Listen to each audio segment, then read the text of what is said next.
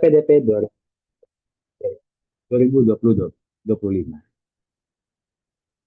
Oke, baik.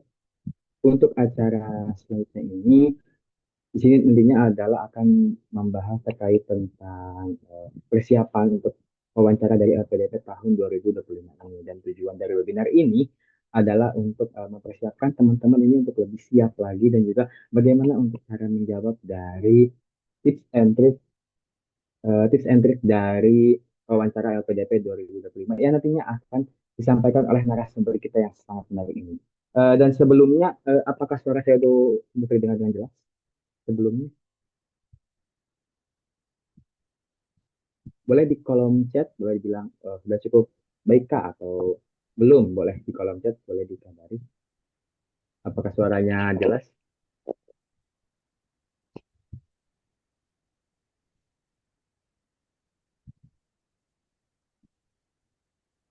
Jelas. Oke, jelas ya. Oke, aku lanjut terlebih dahulu saja.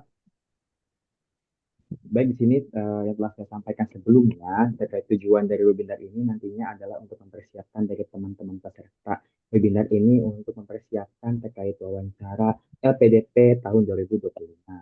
Dan untuk selanjutnya adalah terdapat sambutan dari founder kita dari Tema Education, yaitu Kak Hasnan Yasin yang sebelumnya sudah ada di dalam Zoom ini ya Kak. Oh, oke, sudah ada. Boleh, baik dari Kak Hasan Yasin, aku persilakan tempat dan waktunya.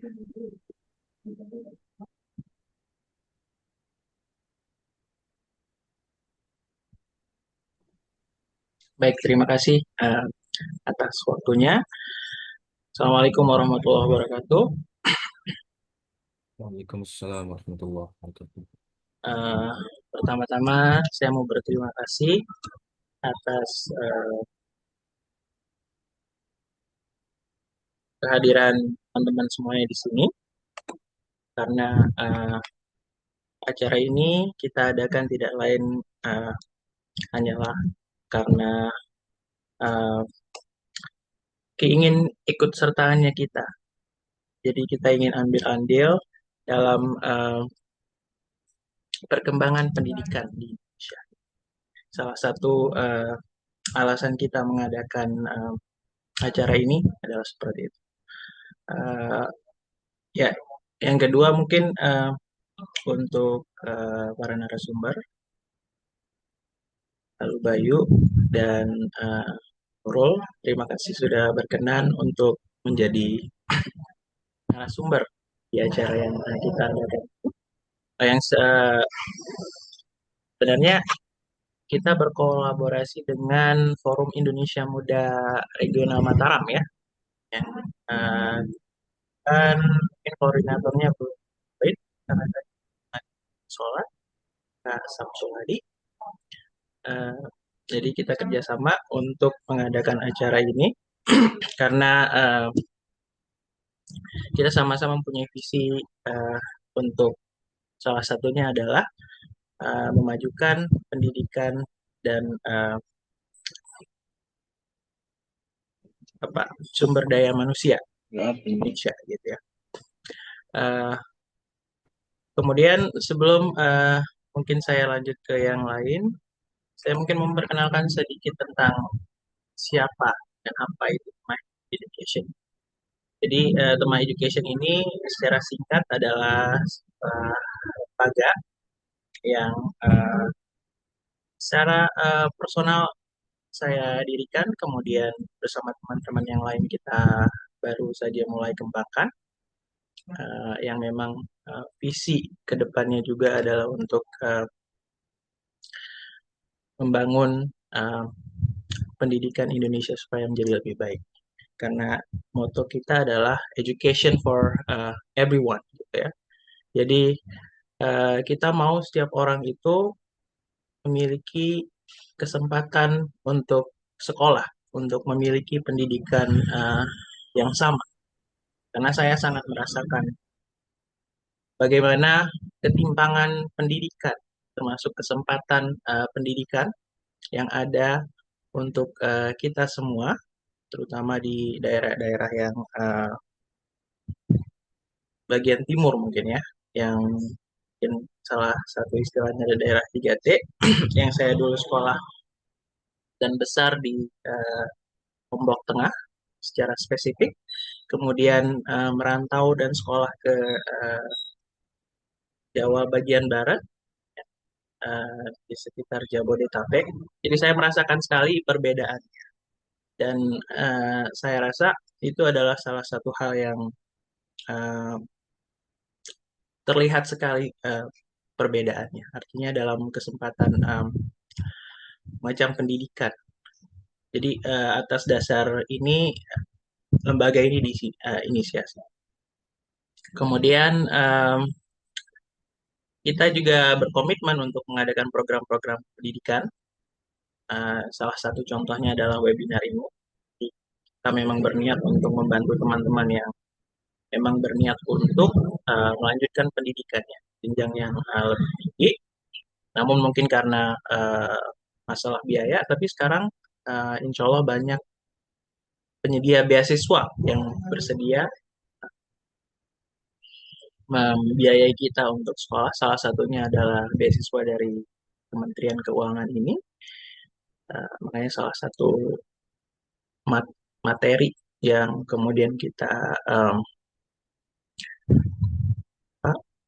sarankan untuk diadakan adalah tentang ini. Karena baru-baru ini sudah pembukaan dan sudah tutup, jadi tahap selanjutnya adalah interview.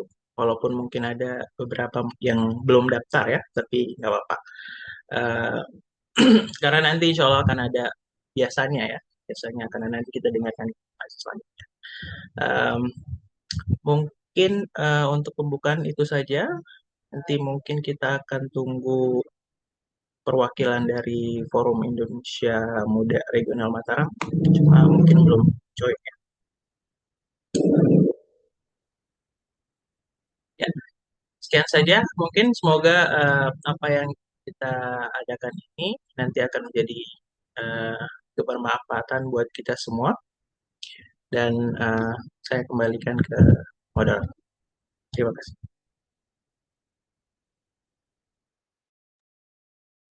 Baik, terima kasih Kak Hasnan Yasin pembukaannya. Dan selanjutnya adalah sambutan dari koordinator dari Forum Indonesia Muda Mataram. Namun sebelumnya di sini belum hadir ya Kak Samsulnya sepertinya. Iya, mungkin kita mungkin karena dari Kak Samsulnya mungkin ini berhalangan hadir, mungkin dapat diwakilkan saja.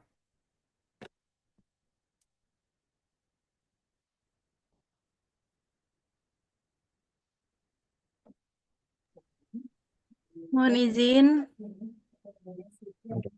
Baik, Iya, boleh saya Kak. boleh saya ngewakilin sementara Bang Sam ya. Baik, boleh Kak, silahkan. Ya, tapi mohon maaf ini saya nggak bisa on cam ya. Ya, Jadi saya pakai di dulu avatar dulu ya. Bismillahirrahmanirrahim. Assalamualaikum warahmatullahi wabarakatuh. Ya, selamat malam teman-teman semua. Mungkin di sini saya izin mewakili Bang Samsul Hadi ya sebagai koordinator regional FIM Forum Indonesia Muda Mataram. Di sini saya Anila Konita, sekretarisnya. Jadi mungkin dari kami juga senang ya bisa berkolaborasi dengan tema education untuk acara ini, untuk event webinar ini karena kita juga punya satu value yang sama ya, concern yang sama untuk pendidikan juga, untuk apapun yang bergerak dalam ini ya peningkatan kualitas kepemudaan lah kayak gitu. Jadi kita juga dari Forum Indonesia Muda Regional Mataram juga baru mulai untuk aktif lagi ya di tahun ini lebih aktif lagi untuk bikin beberapa event yang itu kiranya bisa membantu ya kelas-kelas peningkatan kualitas pendidikan atau kelas-kelas ya semacam itulah pokoknya yang kira-kira bisa membantu teman-teman di Mataram atau mungkin di luar itu juga untuk bisa mendapatkan akses pelatihan ataupun apapun itu yang sekiranya mungkin selama ini agak kesulitan ya kayak gitu. Jadi untuk kesempatan ini kami berterima kasih ya dari Forum Indonesia Muda Mataram eh, kepada Teman Education yang udah meng-create acara ini, dan semoga harapannya dari kami juga bisa eh, bermanfaat acara ini untuk teman-teman semua, dan mungkin sekilas informasi Forum Indonesia Muda Mataram ke depannya juga insya Allah akan membuat acara-acara lain, kegiatan-kegiatan kebudayaan lain, dan juga insya Allah nextnya juga ada volunteer yang kira-kira bisa meningkatkan inilah ya, em, skill kepemimpinan juga buat teman-teman yang mahasiswa ataupun yang sudah lulus sarjana juga. Gitu aja mungkin dari saya, mohon maaf. Kurang lebihnya Bang Syam juga belum hadir, jadi masih saya wakilkan. Terima kasih banyak. Assalamualaikum warahmatullahi wabarakatuh. Baik, waalaikumsalam warahmatullahi wabarakatuh. Terima kasih Kak Konka selaku perwakilan dari Forum Indonesia Muda Regional Mataram. Seperti itu. Baik, selanjutnya adalah saya ingin menyampaikan terkait siapa saja sih terkait profil dari narasumber yang akan membawakan materi pada malam hari ini. Izinkan saya untuk membacakan terkait CV dari pembicara. Yang pertama di sini ada dari pembicara Kak Lalu Bayu Komala Sakti, SPD. Beliau merupakan lulusan Pendidikan Bahasa Arab UIN Mataram tahun 2022 dan juga sebelumnya merupakan seorang guru dan juga pengasuh dari Pondok Pesantren Uswatun Hasanah Lombok dan juga award di LPDP tahun 2023 di Universitas PTIQ Jakarta dan sedang menempuh pendidikan Magister Ilmu Al-Quran dan Tafsir.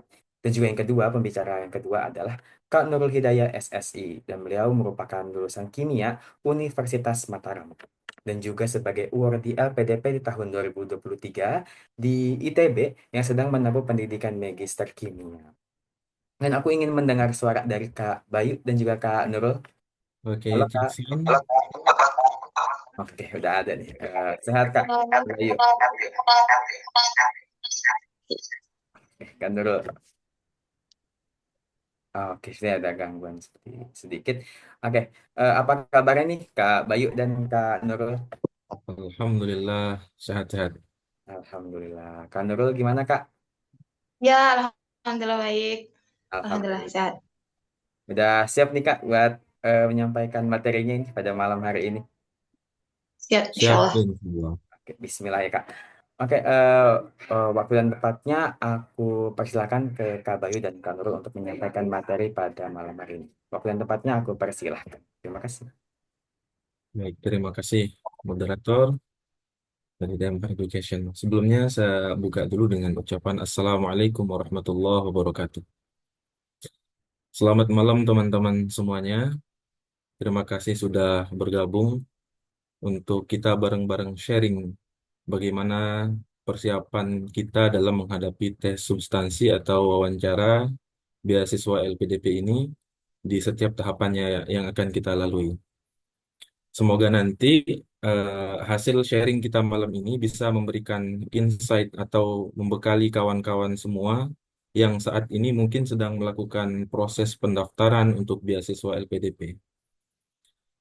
Terima kasih juga saya ucapkan kepada senior Bang Yasin ya. Beliau merupakan salah satu alumni kami di pondok dulu. Saya waktu itu ingat banget, kalau nggak salah masih MI, masih kecil-kecil, bocah-bocah gitu ya. Sering main ke kos beliau, ke kamar beliau, yang tembok-temboknya penuh dengan buku-buku tulisan-tulisan beliau, Masya Allah. Allahumma ketularan ilmunya beliau. Amin. Jadi malam ini judulnya adalah Selangkah Menuju Wawancara LPDP 2025. Secara untuk lebih spesifiknya kepada apa yang akan kami sampaikan ini adalah tentang apa yang kami alami atau berdasarkan pengalaman pribadi kami. Walaupun tadi sudah diperkenalkan, mungkin perlu juga saya memperkenalkan diri.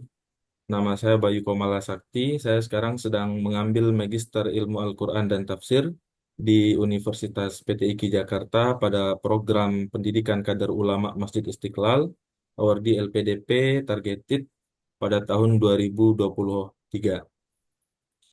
Jadi, Alhamdulillah wa syukurillah bisa menyapa kawan-kawan seperjuangan ya.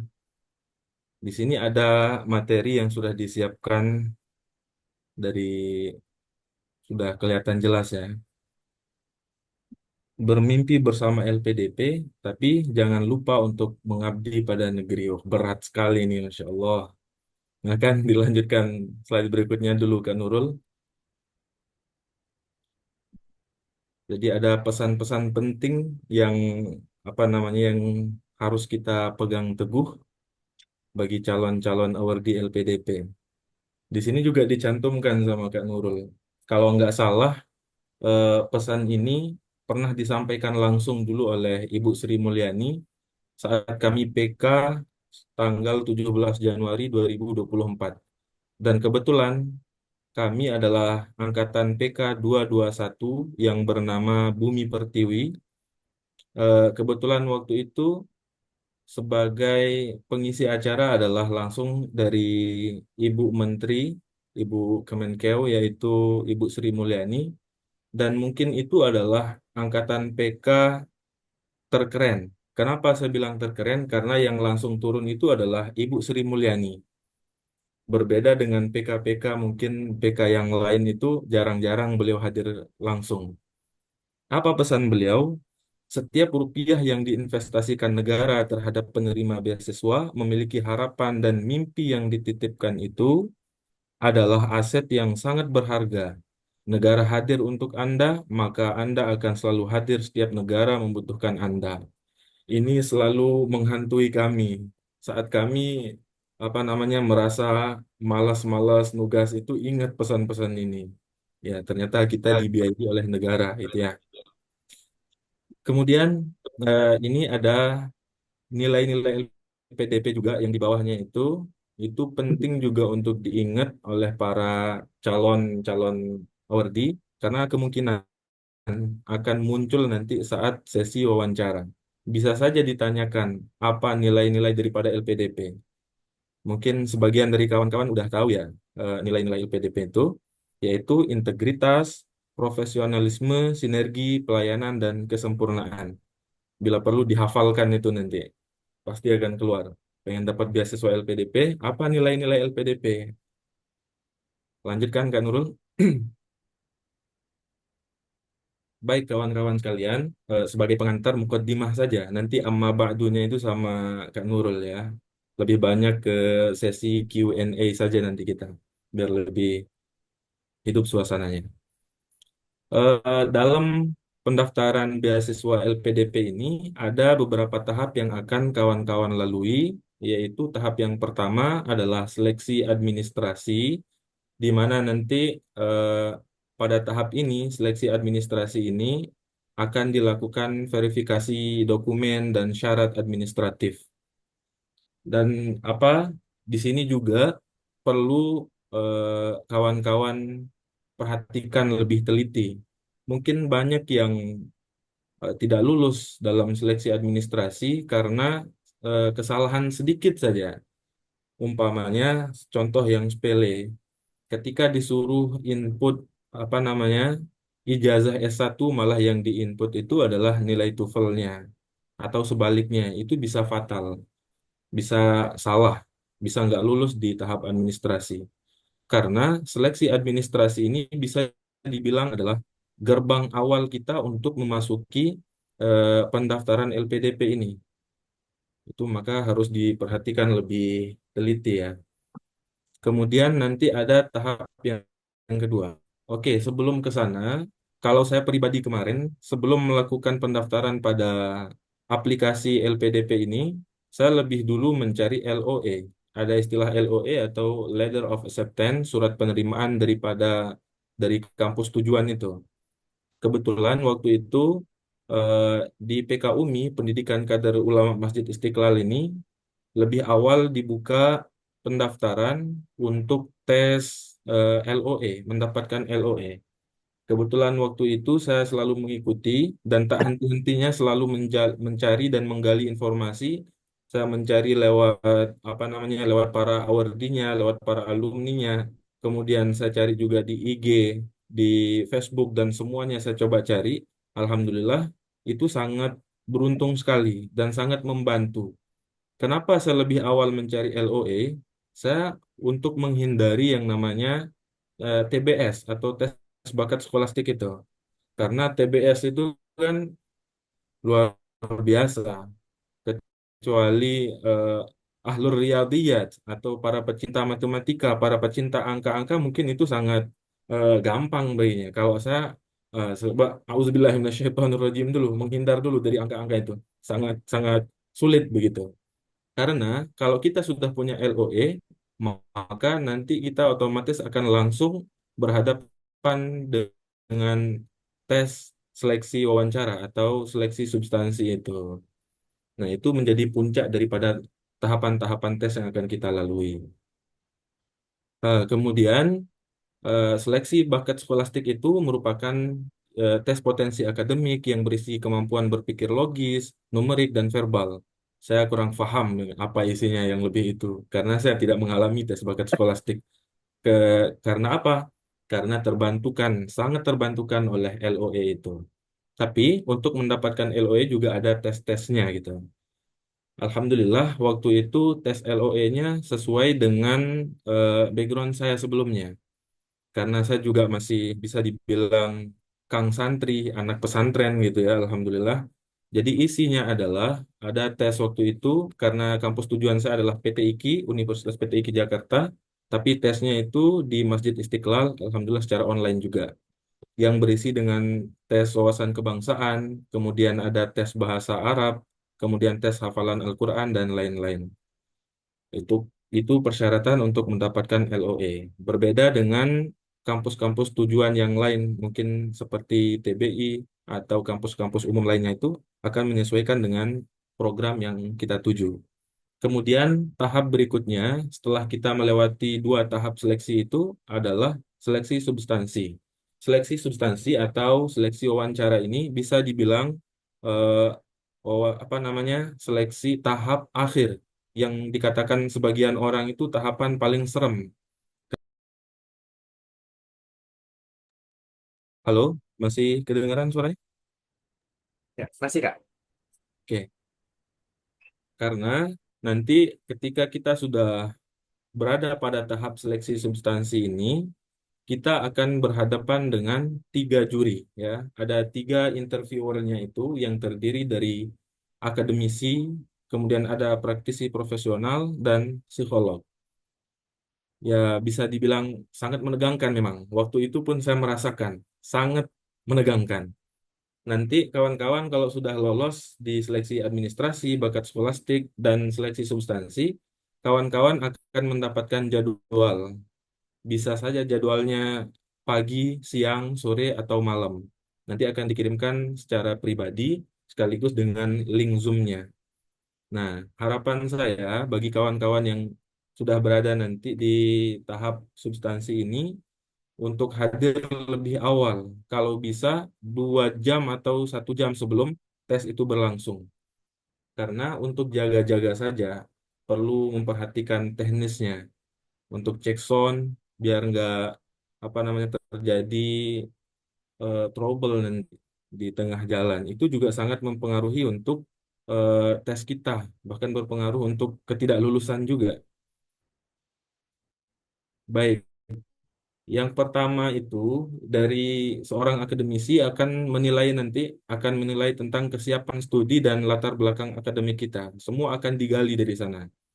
Mulai dari apa namanya mungkin juga apa sudah pernah memiliki publikasi jurnal dan lain-lain nanti persiapkan kalau memang kawan-kawan sudah ada dan memang dianjurkan harus sudah ada publikasinya itu ingat apa yang ditulis nanti akan dipertanyakan lagi masalah-masalahnya apa isi dari jurnal yang pernah ditulis oleh kawan-kawan.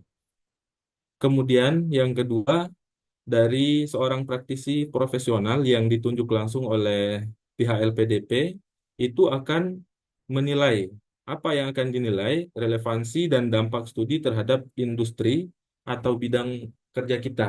Seperti itu gambarannya. Kemudian yang ketiga dari psikolog itu nanti akan menilai karakter kita, kemudian juga akan mempertanyakan motivasi motivasi untuk lanjut studi kita, kemudian juga akan melatih, bisa dikatakan melatih ya, melatih kesiapan mental dari kandidat itu sendiri. Nah, kalau saya bilang psikolog ini memang seolah-olah seperti orang yang paham banget membaca pikiran kita gitu loh. Saya waktu itu seolah-olah dibaca benar pikiran saya. Jadi nggak bisa berbohong gitu ya. Kalau bahasa pesantrennya itu psikolog ini memang wali gitu ya. Bahasa pesantrennya itu. Kayak tahu banget isi hati kita. Jadi nggak bisa ngeles. Nah, kemudian di sini ada berikutnya Kak Nurul, slide berikutnya.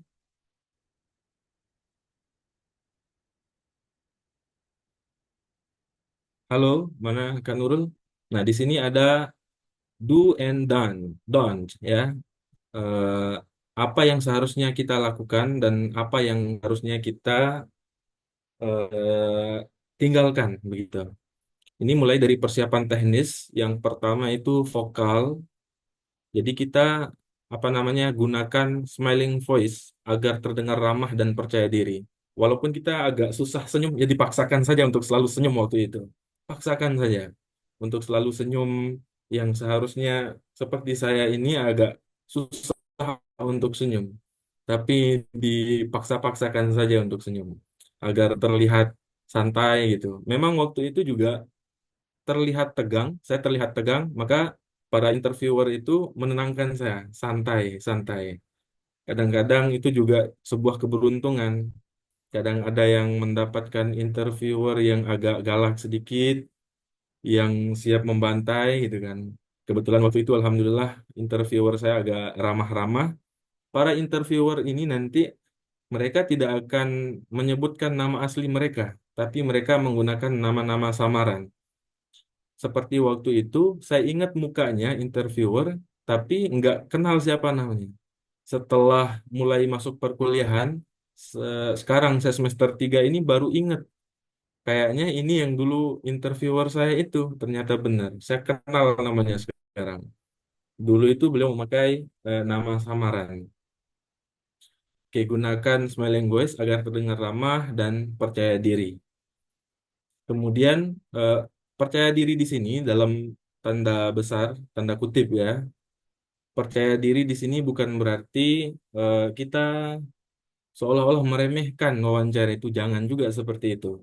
Boleh santai, pede, tapi jangan kayak mengabaikan gitu. Dan kalau bisa, jangan terlalu banyak penjelasan. Langsung to the point saja.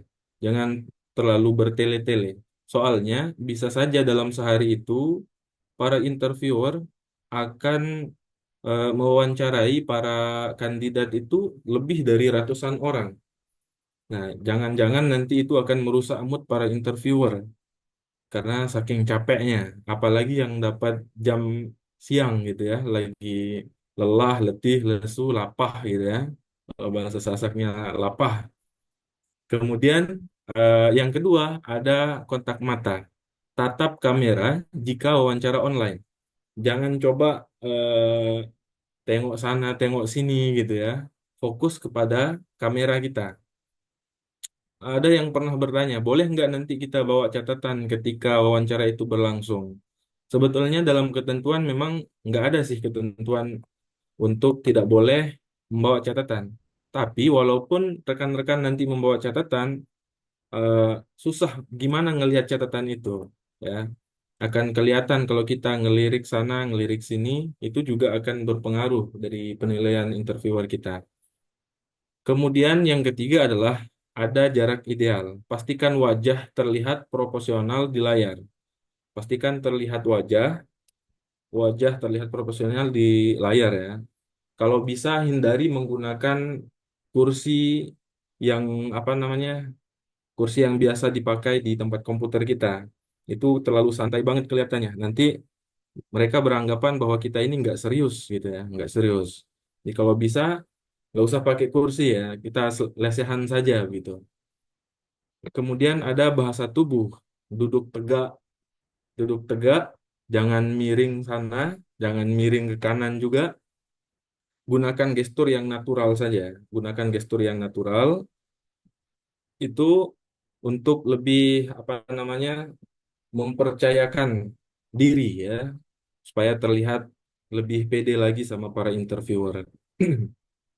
Kemudian saran saya bagi kawan-kawan yang akan wawancara nanti, walaupun secara online, ya mungkin sebagian besar sekarang itu tes ini berlangsung secara online. Gunakan pakaian yang rapi, kalau bisa gunakan kemeja, batik gitu ya. Kemudian slide berikutnya, Kak Nurul.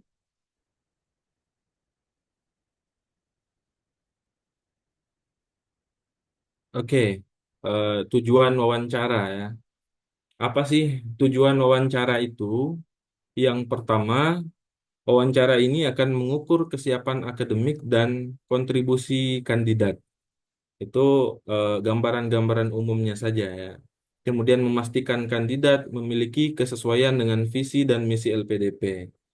Mungkin teman-teman yang sudah mengisi isai pada aplikasi beasiswa LPDP nanti perlu dibaca ulang, dibaca kembali isi mulai dari CV kalian atau IC kalian supaya ketika wawancara nanti kawan-kawan menulis di IC itu A, tapi ketika diwawancara menjawab B. Jangan seperti itu.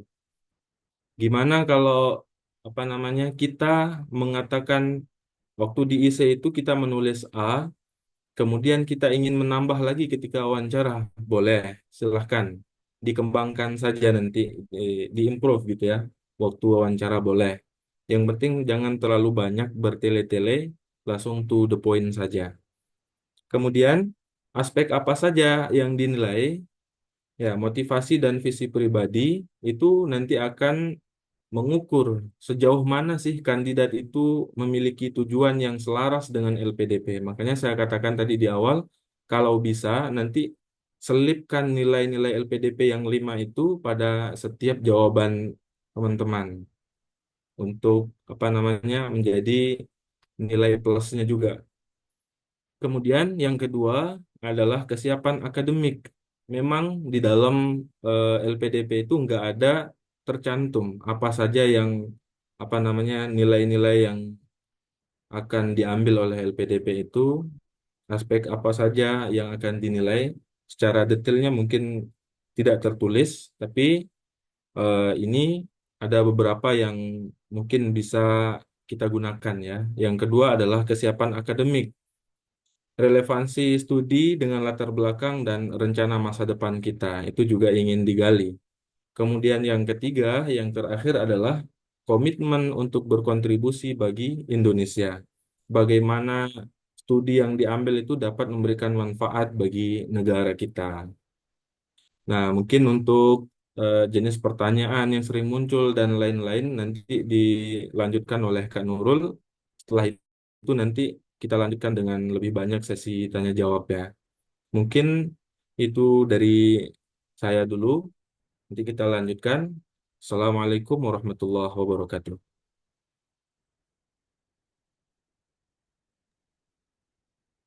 Oke. Halo semuanya. Apa suara saya terdengar jelas? Kedengar, Kak. Jelas ya, oke. Ya, tadi kita udah dengar nih penjelasan dari Kak Bayu nih terkait apa aja sih tujuan kita wawancara, apa yang dinilai dan sebagainya. Nah, di sini aku mau lanjutin ya. Kira-kira jenis pertanyaan apa sih yang sering muncul gitu di wawancara ini? Nah, jadi memang wawancara ini tuh menjadi kesempatan buat kita gitu untuk menunjukkan gimana sih kita itu, apa visi kita gitu, dan apa nanti rencana kontribusi kita untuk Indonesia apabila kita terpilih menjadi URD LPDP. Nah, oke, kita langsung saja ya ke personalnya. Misalnya untuk motivasi nih. Jadi, apa motivasi, misalnya pertanyaan tuh, apa motivasi Anda untuk melanjutkan studi? Nah, jadi cara kita menjawabnya itu kita jangan jawab bilang, saya ingin menambah ilmu, gitu aja. Itu klise ya, teman-teman, karena itu jawaban template. Karena interviewernya tentu sudah bertemu dengan banyak orang, dan jadi kita jujur aja, dan kita jujur dan jawaban kita itu kita sesuaikan gitu sama relevansi studi kita itu seperti apa dan bagaimana nanti ketika kita keterima dan apa kontribusi kita gitu. Nah, terus nanti kalau misalnya kita ditanya kelebihan dan kekurangan, nah jadi untuk kelebihan ini biasanya caranya itu adalah kita kasih tahu nih kelebihan kita apa. Kasih tahu poinnya aja dulu, seperti kata Kak Bayu tadi, benar poinnya dulu, baru nih kita kasih contoh di pengalaman atau kehidupan sehari-hari itu kayak gimana sih pembuktiannya, kayak gitu. Nah, terus kalau kekurangan gimana nih misalnya? Jadi kalau kekurangan itu, misalnya nih, saya orangnya pelupa gitu. Kita nggak apa-apa jabarin kekurangan kita, tapi kita kasih tahu kalau kita itu sudah bisa mengatasinya. Jadi kalau kalau waktu itu saya ditanya nih kekuranganmu apa gitu. Saya adalah orang yang pelupa. Untuk mengatasi hal tersebut, saya biasanya membuat to-do list terkait dengan kegiatan saya sehingga tidak ada hal yang terlewat kayak gitu. Jadi kita udah tahu apa yang kurang di diri kita nih, dan kita udah tahu gimana cara mengatasi hal tersebut, gitu ya. Nah, terus kalau misalnya ditanya tentang pengalaman leadership nih misalnya, jadi ini bisa kita jawab menggunakan metode STAR namanya. Nah, metode STAR itu nanti akan saya jelaskan di slide berikutnya ya untuk lebih detailnya. Nah, kemudian untuk akademik nih. Jadi kalau di akademik itu nanti kita pasti akan ditanya nih alasan memilih univ tersebut, jurusan tersebut gitu. Kebanyakan orang itu jawabannya itu adalah karena univ A juara 3 peringkat dunia atau menggunakan keyword gitu. Nah, jadi kalau misalnya kita ditanya tentang jurusan atau univ, kita jawab aja terkait misalnya bagaimana berdasarkan programnya atau kurikulumnya gitu. Misalnya di kampus tersebut atau mungkin lebih spesifiknya lagi, ada mata kuliah yang tidak ada kita diajarin di kampus lain, yang itu mata kuliah ini tuh cukup membantu kita nih di rencana studi kita gitu. Jadi kalau contohnya waktu pengalaman saya kemarin, itu ditanya, apa nih yang kamu tahu tentang jurusan ini? Kenapa milih di univ ini? Jadi saya tidak bilang karena ini juara 3, juara 1 enggak. Itu hanya komponen pendukung. Jadi yang saya jabarkan adalah karena jurusan kimia di ITB itu ada profesor yang penelitiannya itu sesuai dengan minat saya gitu. Terus juga ada mata kuliah yang ini tuh ada di ITB tapi nggak ada di kampus lain gitu. Jadi kita lebih ke spesifik aja gitu. Nah, terus gimana rencana penelitian atau studi? Nah, ini penting banget teman-teman. Banyak pertanyaan yang masuk ke saya, katanya, Kak, kalau misalnya saya rencana penelitiannya pengen bikin A, tapi ternyata nanti bikin B, itu nggak apa-apa. Itu nggak apa-apa, jawabannya itu nggak apa-apa. Jadi, bikin aja dulu rencana versi teman-teman mau kayak gimana, nanti itu dicari tahu lebih lanjut, bahkan yang menjadi nilai tambah adalah ketika kita menghubungi calon supervisor kita atau calon dosen pembimbing kita.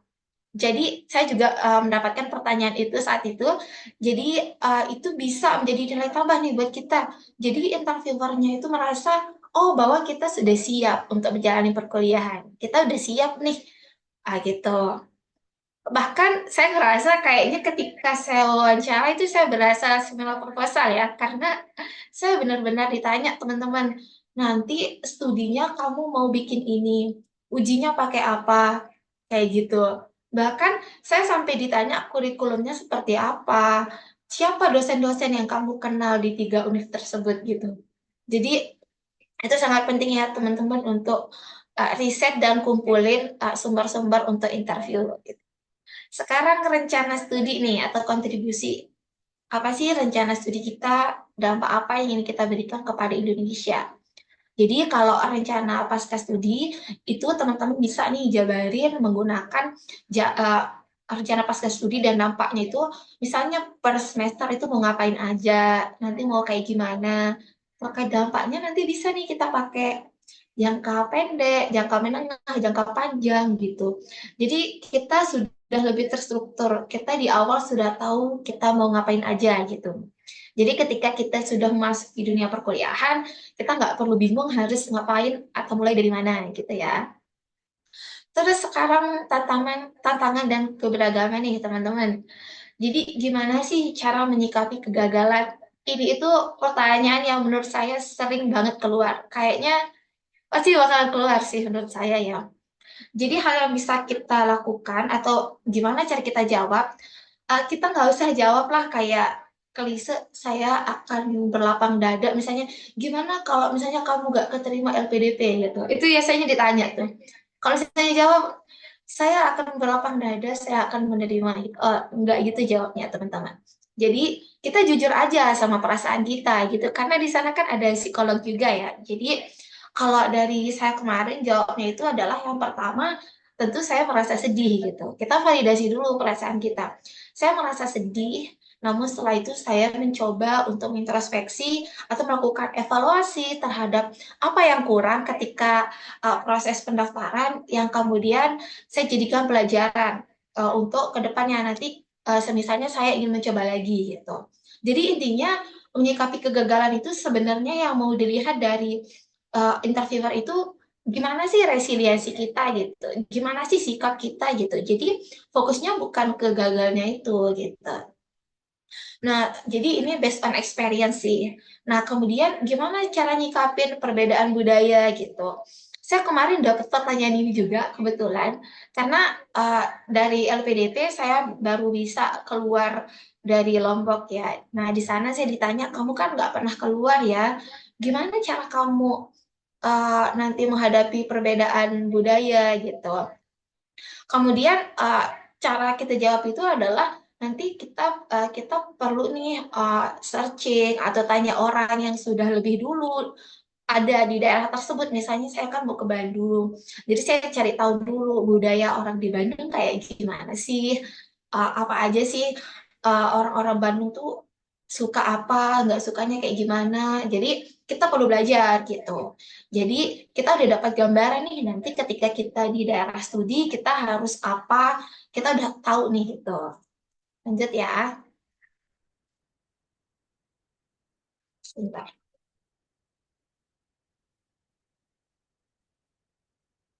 Oke. Nah, kemudian strategi nih. Strategi dasar satu wawancara LPDP. Yang pertama itu kita gunakan cara deduktif. Jadi seperti yang sudah dijelasin sama Kak Bayu tadi, mulai dengan poin utama terlebih dahulu. Karena ada dua tipe interviewer teman-teman. Ada tipe interviewer yang akan sangat sabar mendengarkan teman-teman walaupun sudah panjang gitu ngejelasin, nggak akan dipotong. Tapi ada tipe-tipe interviewer yang kalau udah panjang langsung dipotong aja gitu. Jadi mulai dengan poin utama terlebih dahulu, baru teman-teman nanti elaborasi gitu. Jadi poin-poin yang mau kita sampaikan itu bisa tersampaikan dengan baik gitu ke interviewernya. Terus yang kedua, banyak latihan dan mock-up. Ini sangat membantu sekali ya teman-teman. Kalau dari pengalaman saya kemarin, saya itu mock-up-nya tuh nggak hanya sama umur di LPDP, tetapi atau pendaftar LPDP, kemudian teman-teman yang nggak daftar LPDP juga saya ngajak latihan, bahkan saya kan saintek, jadi saya minta teman-teman yang dari jurusan sosum, karena saya mau tahu nih apakah bahasa saya yang orang saintek ini apakah bahasa yang saya sampaikan ini bisa diterima dengan baik nih sama teman-teman yang berbeda jurusan nih sama saya gitu.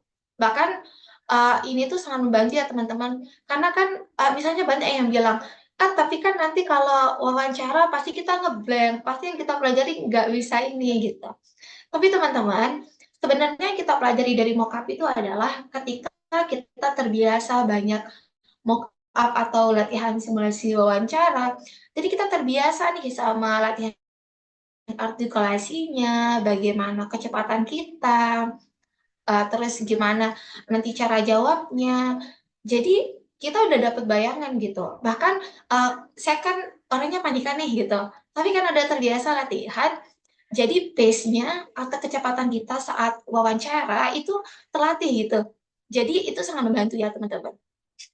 Nah, jadi kalau dari saya juga saya biasanya bikin list. Waktu itu saya bikin list 100 atau enggak 200 pertanyaan.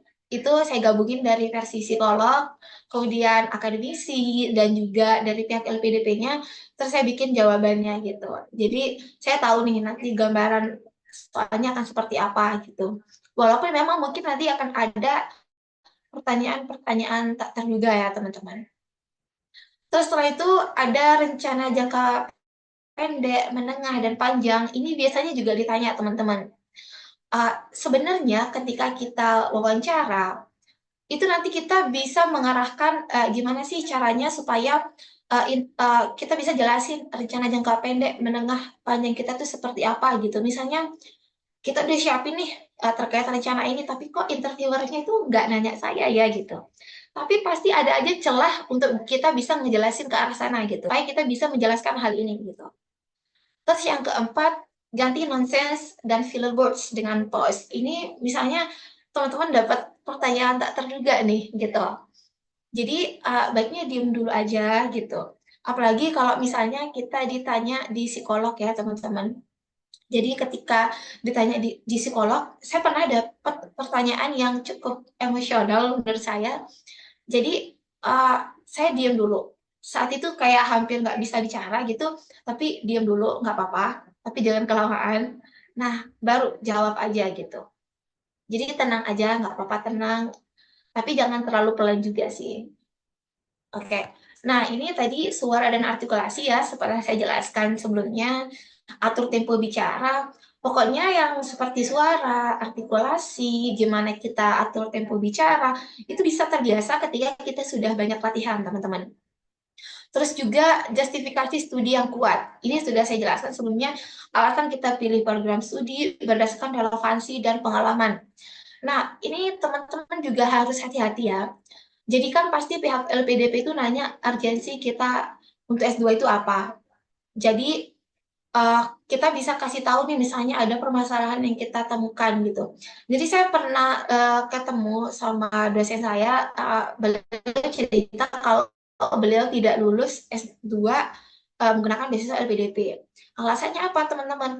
Karena dosen saya ini tuh kerja di bidang biokimia namanya, yang mengurus bakteri atau mikroba.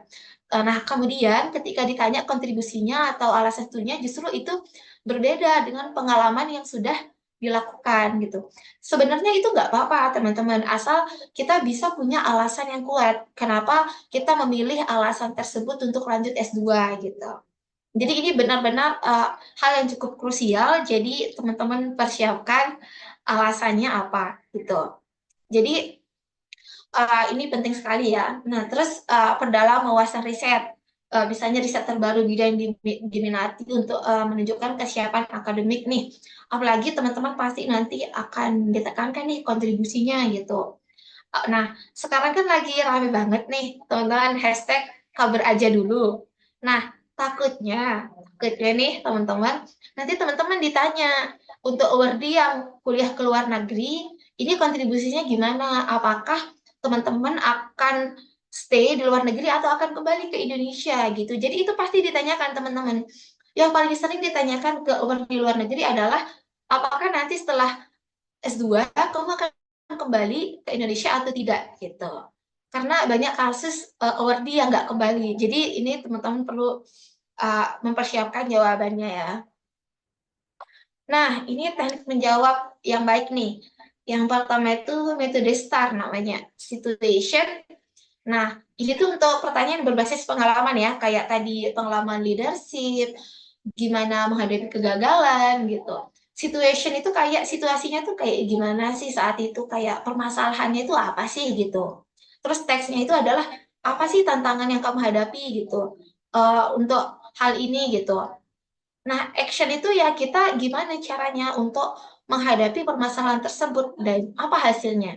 Jadi metode ini tuh sangat membantu ya teman-teman, karena dari metode ini kita bisa tahu batasan-batasan dari jawaban kita sehingga kita nanti tidak terlalu bertele-tele gitu teman-teman. Kita nggak terlalu bertele-tele, jadi kita bisa langsung ke poin-poinnya. Jadi ini ada beberapa contoh dari pertanyaan-pertanyaan yang bisa kita jawab menggunakan metode STAR. Nah, ini contoh penggunaan metode STAR ya. Misalnya situation-nya itu, jadi saya jadi ketua tim nih dalam proyek lingkungan di kampus. Nah, teksnya apa? Jadi tantangannya itu ternyata kurangnya partisipasi anggota karena minimnya kesadaran gitu kan. Nah, habis itu apa action kita nih gitu. Saya mengadakan sesi diskusi, membagi tugas lebih aktif, membuat reward system. Nah, hasilnya kayak gimana dari tindakan kita? Apa yang terjadi gitu. Akhirnya 90% anggota lebih aktif dan proyek berhasil menjangkau 1.000 orang kayak gitu. Nah, kalau misalnya teknik menjawab dengan metode SMART, itu apa? Untuk menjelaskan rencana kontribusi. Nah, jadi kalau metode SMART tadi, ini tuh untuk ngejelasin hal-hal yang bersifat pengalaman atau hal yang sudah terjadi. Kalau SMART itu di masa depan itu mau kayak gimana sih gitu. Nah, ini spesifik itu kita jelasin nanti pengen jadi apa lebih detail. Kita nggak bisa bilang nanti habis kuliah kamu mau apa? Saya mau mengabdi untuk Indonesia. Nah, kata mengabdi untuk Indonesia itu kan sesuatu yang umum ya, teman-teman. Jadi itu perlu kita spesifikin lagi mau kayak gimana gitu. Nah, measurable itu kayak sesuatu yang terukur. Misalnya bisa menggunakan angka atau ada faktor-faktor indikator kita bisa berhasil gitu. Nah, achievable misalnya nih teman-teman. Achievable itu bisa kita raih nih gitu. Ini tuh sesuai dengan kondisi, kemudian dengan sumber daya alam yang ada gitu. Nah, kalau relevan ini kayak gimana? Jadi ini memang yang berkaitan ya. Dan terus time bound ini kayak kira-kira dalam waktu berapa lama nih baru kita bisa untuk melaksanakan rencana kontribusi kita. Jadi ini ada beberapa contoh ya terkait dengan pertanyaan-pertanyaan yang bisa kita jawab menggunakan metode SMART. Oke, lanjut ya. Nah, ini contohnya nih. Yang tadi spesifik nih, jadi langsung ke idenya mau apa. Jadi saya tuh ingin membangun platform edukasi nih tentang manajemen sampah berbasis digital. Measurable-nya apa atau yang bisa diukur tuh kayak gimana sih? Jadi saya mau menjangkau 10.000 pengguna nih dalam 3 tahun pertama. Jadi udah jelas ide kita tuh seperti apa gitu. Achievable-nya tuh kayak gimana? Jadi saya akan bekerja sama dengan komunitas lingkungan dan universitas gitu. Nah, apa relevansinya? Jadi ini tuh relevan nih dengan studi saya dan kebutuhan pengelolaan sampah di Indonesia. Jadi relevansi ini sebenarnya lebih ke gimana sesuai nggak sama kondisi yang ada sekarang, itu dibutuhin nggak kayak gitu teman-teman. Nah, baru sih di timnya tuh time bound itu platformnya tuh diluncurkan dalam 1 tahun setelah saya lulus. Gitu. Jadi udah jelas gitu, kita mau ngapain aja. Nah, ini nih contoh jawaban yang baik sama yang kurang baik ya. Saya pekerja keras dan memiliki jiwa kepemimpinan misalnya. Udah gitu aja. Itu klise teman-teman. Karena interviewer pasti udah nemu banyak sekali orang dengan jawaban yang serupa. Jadi kita kasih bukti spesifik, buktinya berdasarkan pengalaman kita tuh kayak gimana. Oke, ini itu aja dari saya dan Kak Bayu ya. Kalau misalnya teman-teman mau nanya seputar interview atau studi, ini free teman-teman bisa kontak saya atau Kak Bayu. Gitu. Sekian dari saya teman-teman. Terima kasih atas perhatiannya. Assalamualaikum warahmatullahi wabarakatuh. Waalaikumsalam Saya warahmatullahi. serahkan ke moderator. Baik, terima kasih Kak Nurul dan juga Kak Bayu atas materi pada malam hari ini. Memang betul ya untuk terkait persiapan dari wawancara untuk LPDP ini memang pastinya memerlukan waktu yang lama. Apalagi ditambah dengan banyaknya pertanyaan-pertanyaan atau kemungkinan-kemungkinan pertanyaan yang akan muncul dalam wawancara nantinya gitu. Dan sini juga didapatkan juga terkait contoh penggunaannya nih teman-teman dengan metode SMART ataupun dengan metode STAR ini seperti itu. Oke, sebelumnya teman-teman jangan lupa juga untuk dapat mengisi daftar hadir ya, teman-teman ada di kolom chat. Nantinya ketika teman-teman sudah mengisikan daftar hadir tersebut, nantinya akan diberikan sebuah sertifikat seperti itu. Oke, sebelumnya jadi kita ngomong terkait tentang persiapan LPDP gitu ya. Kan salah satu syarat dari pendaftaran LPDP itu kan juga merupakan salah satunya adalah TOEFL ITP gitu. Nah, aku izin nih untuk memberikan satu informasi sedikit. Ya, yaitu dari teman education sendiri di sini adalah nantinya di tanggal 27 Februari ini nantinya akan ada webinar gratis terkait TOEFL ITP seperti itu. Nantinya teman-teman boleh banget nih daftar. Nantinya akan diajarkan oleh Kak Hasan Yasinnya sendiri ini terkait webinar untuk TOEFL ITP preparation. Dia akan mempelajari terkait apa sih TOEFL ITP itu, gimana sih cara tips and triknya ini bagaimana, dan juga bisa juga untuk nanti teman-teman dapat konsultasi juga seperti itu. Oke, gitu. Itu aja. Mungkin di sini selanjutnya aku mau coba dulu nih Kak. Sebelumnya aku mau polling sedikit nih. Aku mau coba lihat antusiasme dari teman-teman semua yang ada di sini. Boleh dapat mengisikan pollingnya terlebih dahulu nih sebelum kita masuk ke dalam sesi tanya jawab. Oke, apa teman-teman semuanya udah bisa muncul belum pollingnya ya?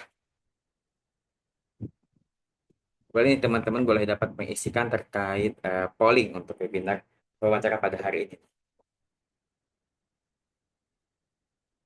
Tunggu mungkin sampai pukul 20.05 mungkin ya. Oh, oke, sudah. Boleh dikerjakan ya teman-teman sebelum kita masuk ke dalam sesi tanya jawab ini. Mungkin sampai 3 menit lah untuk mengisinya. Oke, ditunggu ya teman-teman.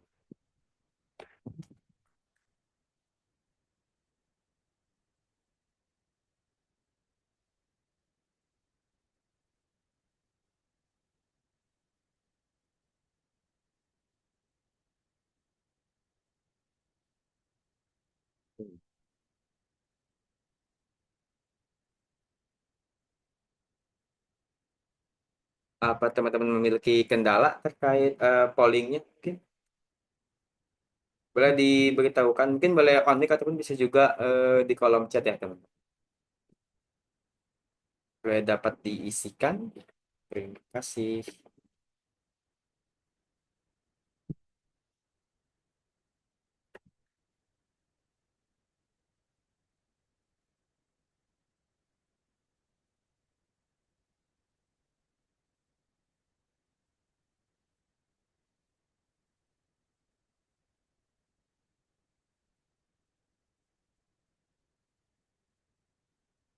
Aku tunggu sampai 20.05 ya teman-teman.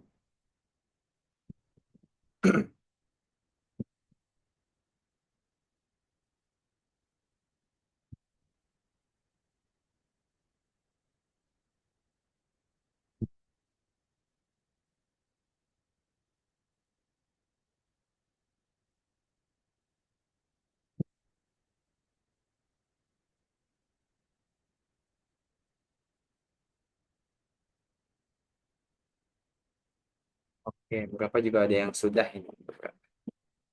Tunggu untuk yang lainnya juga.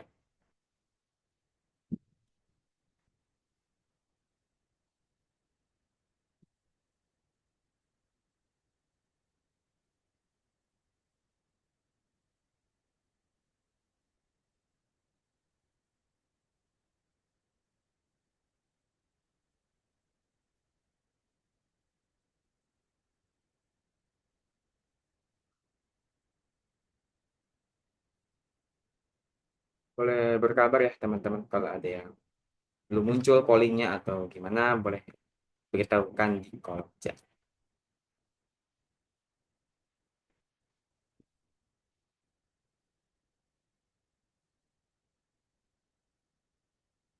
Oke, karena sudah pukul 20.05, aku selesaikan dulu pollingnya. Oke, di sini kan aku juga lihat nih dari hasil pollingnya juga beberapa juga ada yang sudah ada yang sedang mendaftar di PTP tahun 2025 dan juga ada juga nih emang yang baru pertama kali dan juga ada yang belum juga nih dari teman-teman di sini. Dan beberapa juga terkait bagian proses wawancara yang paling teman-teman takuti ini kan beberapa juga ada yang terkait motivasi nih, ada juga yang takut terkait pertanyaan motivasi dan juga takut terhadap pertanyaan tentang kontribusi pasca studi itu akan seperti apa nanti ke depannya. Nah, mungkin dari aku dulu nih Kak, aku juga mau tanya sih Kak sebenarnya. Kalau dari aku sendiri, ada nggak sih Kak case memang pengalaman organisasi ataupun volunteer gitu yang dilakukan oleh kita sendiri itu apakah memiliki apa ya value dalam nanti hasil wawancaranya gitu Kak terkait pengalaman organisasi ataupun volunteer gitu Kak di wawancara. Mungkin dari Kak Bayu dulu mungkin coba ya. Kita coba satu dulu. Baik, baik. Boleh Kak Terima Bayu. kasih atas pertanyaannya. Dari ke siapa ini? Ke admin aja ya. Kak Ilmi, Kak. Oh ya. Oke, Kak Hilmi. Iya. Saya akan coba menjawab pertanyaan itu. Tapi sebelumnya juga karena disinggung tentang bahasa Inggris tadi ya, saya lupa menekankan di awal itu bahwa bahasa Inggris itu sangat penting di LPDP ini, sangat penting. Nomor satu bisa dibilang nomor satu bahasa Inggris ini. Karena itu kalau Nurul enak kemarin, Kak Nurul itu dapat bimbingan bahasa selama 6 bulan ya sama Mr. Yasin dan dibiayai oleh LPDP, Masya Allah. Dan jadi teman-teman nanti yang lolos wawancara untuk jaga-jaga ya, kadang-kadang walaupun kita ngambil tujuan kampus dalam negeri, tapi bisa saja mendapatkan interviewer yang menggunakan bahasa Inggris. Jadi siapkan dalam 2 bahasa ya, jawaban-jawaban kalian itu bahasa Inggris dan bahasa Indonesia. Nanti kalau interviewernya memulai dengan pertanyaan menggunakan bahasa Inggris, maka harus dijawab dengan bahasa Inggris ya.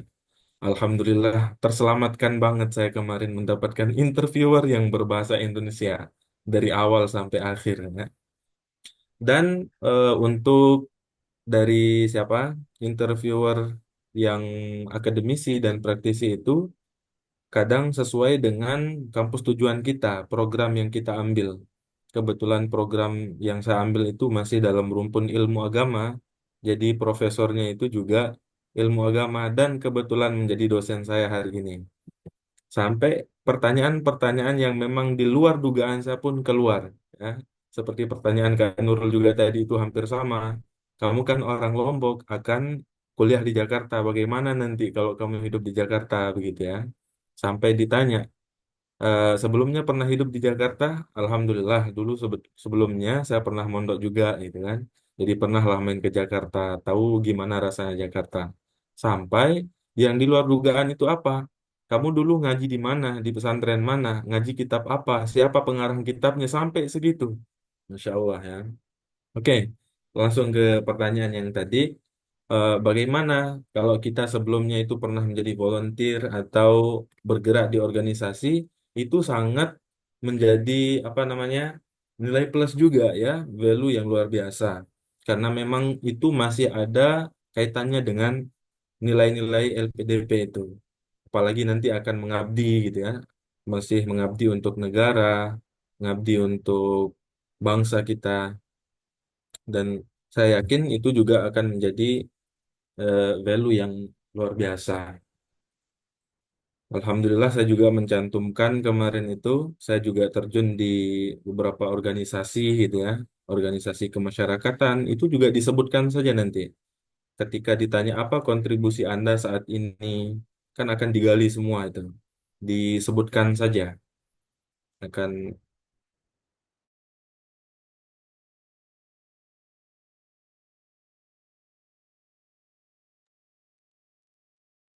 Kak, udah cukup ya, Kak?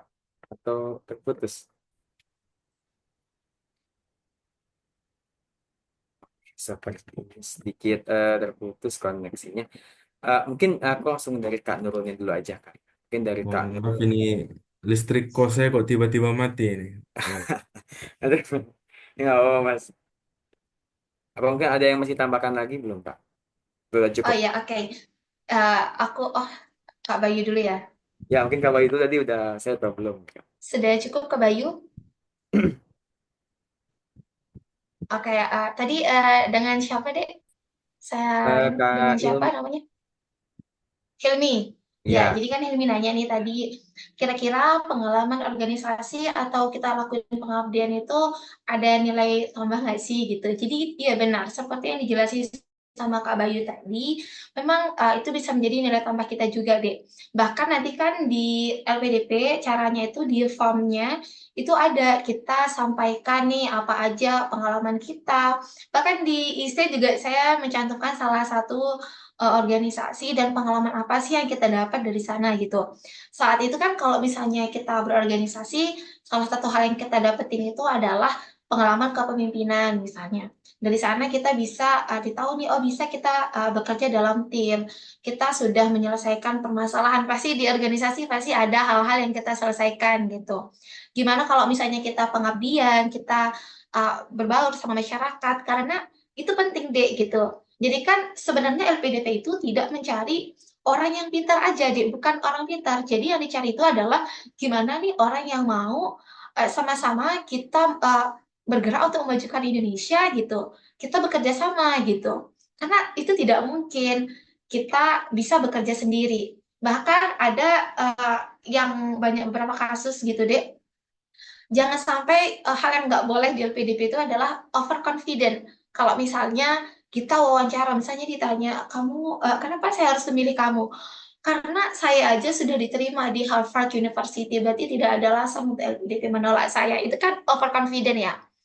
Bahkan ada orang yang ketika ditanya pengabdiannya itu akan seperti apa nanti, tetapi ternyata jawabannya itu cenderung ke kebermanfaatan itu untuk dirinya sendiri.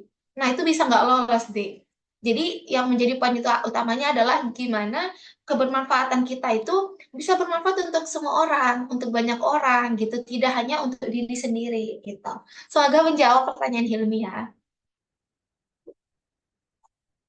Ah, kejawab sih Kak untuk pertanyaan. Terima kasih banyak. Oke, Ya, mungkin sama-sama. aku persilahkan nih dari teman-teman di sini, dari peserta. Mungkin ada yang ingin bertanya, boleh banget langsung on mic ataupun raise hand terlebih dahulu. Ataupun boleh juga melalui dari kolom chat, seperti itu. Oke, ini ada dari Kak Syams. Boleh Kak untuk on mic dipersilahkan.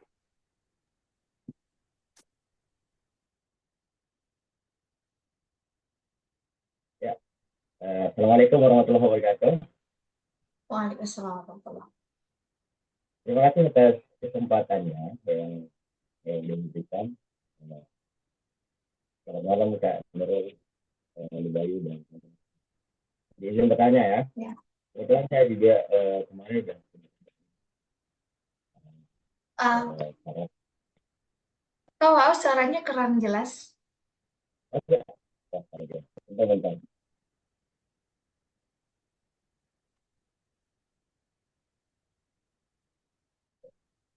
Ya, sudah terdengar? Sudah? Ya, sudah Kak. Sudah. Aman.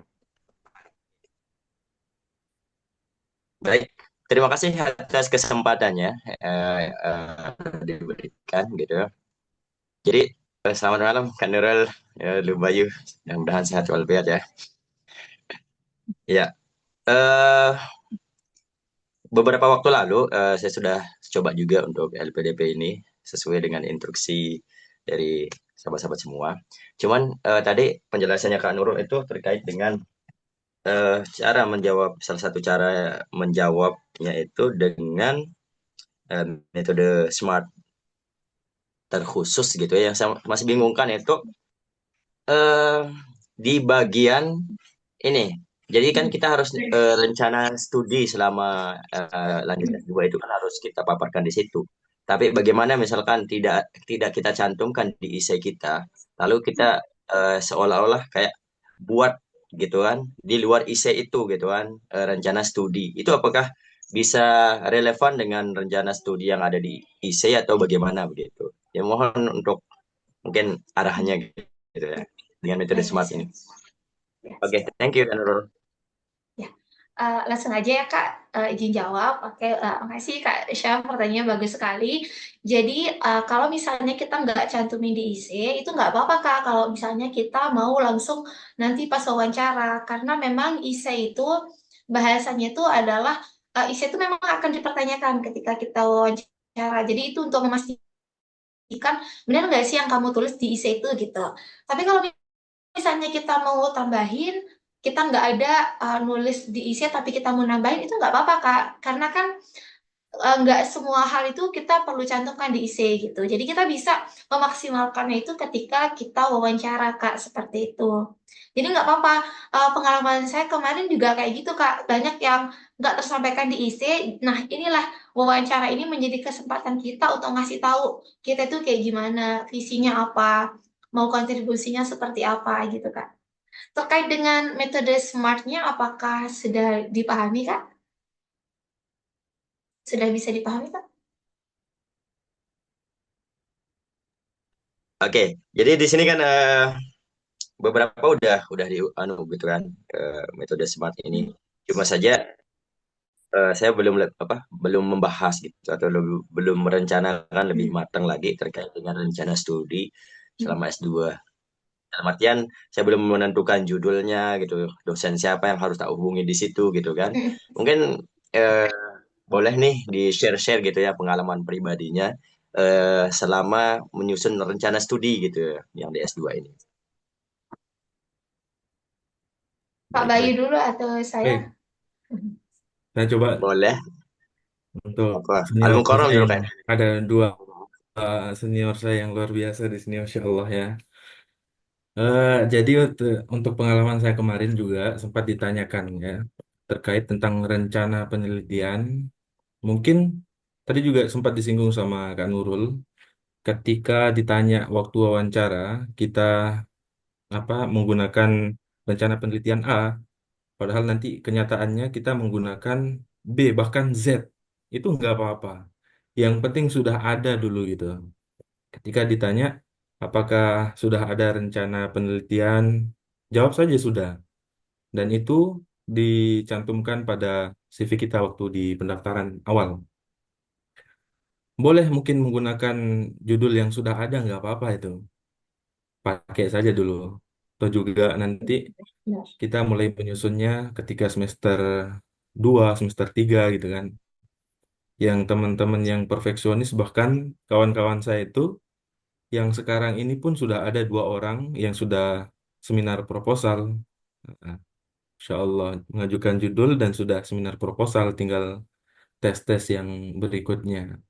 Rupa-rupanya mereka itu memang dari awal sudah betul-betul menyiapkan apa yang judul tesis mereka nanti apa sudah dibawa dari rumah, makanya enak pas sekarang di sini sudah tinggal ujian proposal saja gitu. Dan sambil menikmati kegelisahan teman-teman yang lain yang belum ada dapat ilham gitu ya, belum ada ilham judul gitu ya. Alhamdulillah saya baru-baru ini nih dapat ilham judul, tinggal menghadap sama Pak Kaprodi. Dan enaknya program saya itu selama Ramadan kami full liburnya.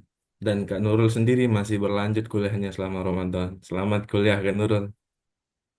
Makasih, makasih. Silahkan dilanjutkan. Iya, itu lanjut ya. Jadi Kak Syam terkait dengan pengalaman studi berdasarkan pengalaman saya. Jadi kalau saya itu memang benar kata Kak Bayu tadi. Jadi di rencana studi itu kan saya udah rencana ini nanti ketika kuliah saya mau meneliti tentang cucur bebek gitu. Dan apa sih aktivitas biologisnya gitu. Aktivitas biologis itu kayak manfaatnya apa sih sebagai anti kanker kah atau antibakteri misalnya kayak gitu. Padahal itu sekarang itu sangat jauh berbeda dengan apa yang saya teliti sekarang. Sekarang saya justru buat obat, Kak, gitu. Jadi yang penting ada dulu gitu. Tetapi definisi yang penting ada itu kita benar-benar persiapkan. Kita benar-benar persiapkan rencananya seperti apa, kayak gimana, bukan yang kayak saya mau bikin cucur bebek, meneliti cucur bebek, tapi saya belum riset lebih lanjut. Nah, jangan kayak gitu, Kak. Jadi kita benar-benar mempersiapkan ide-ide yang sudah ada nggak apa-apa gitu. Nanti kalau misalnya ditanya perbedaannya sama ide sebelumnya apa, dikasih tahu aja gitu. Dikit aja perbedaannya itu nggak apa-apa. Itu kan baru rencana studi, Kak. Kan masih rencana, jadi nggak apa-apa. Itu aja sih dari saya.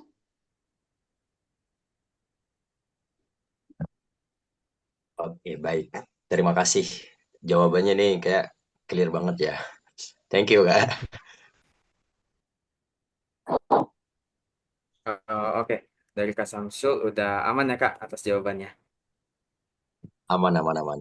Oke, aku mau lanjut lagi. Mungkin dari peserta yang lain boleh banget langsung aja tanya lagi.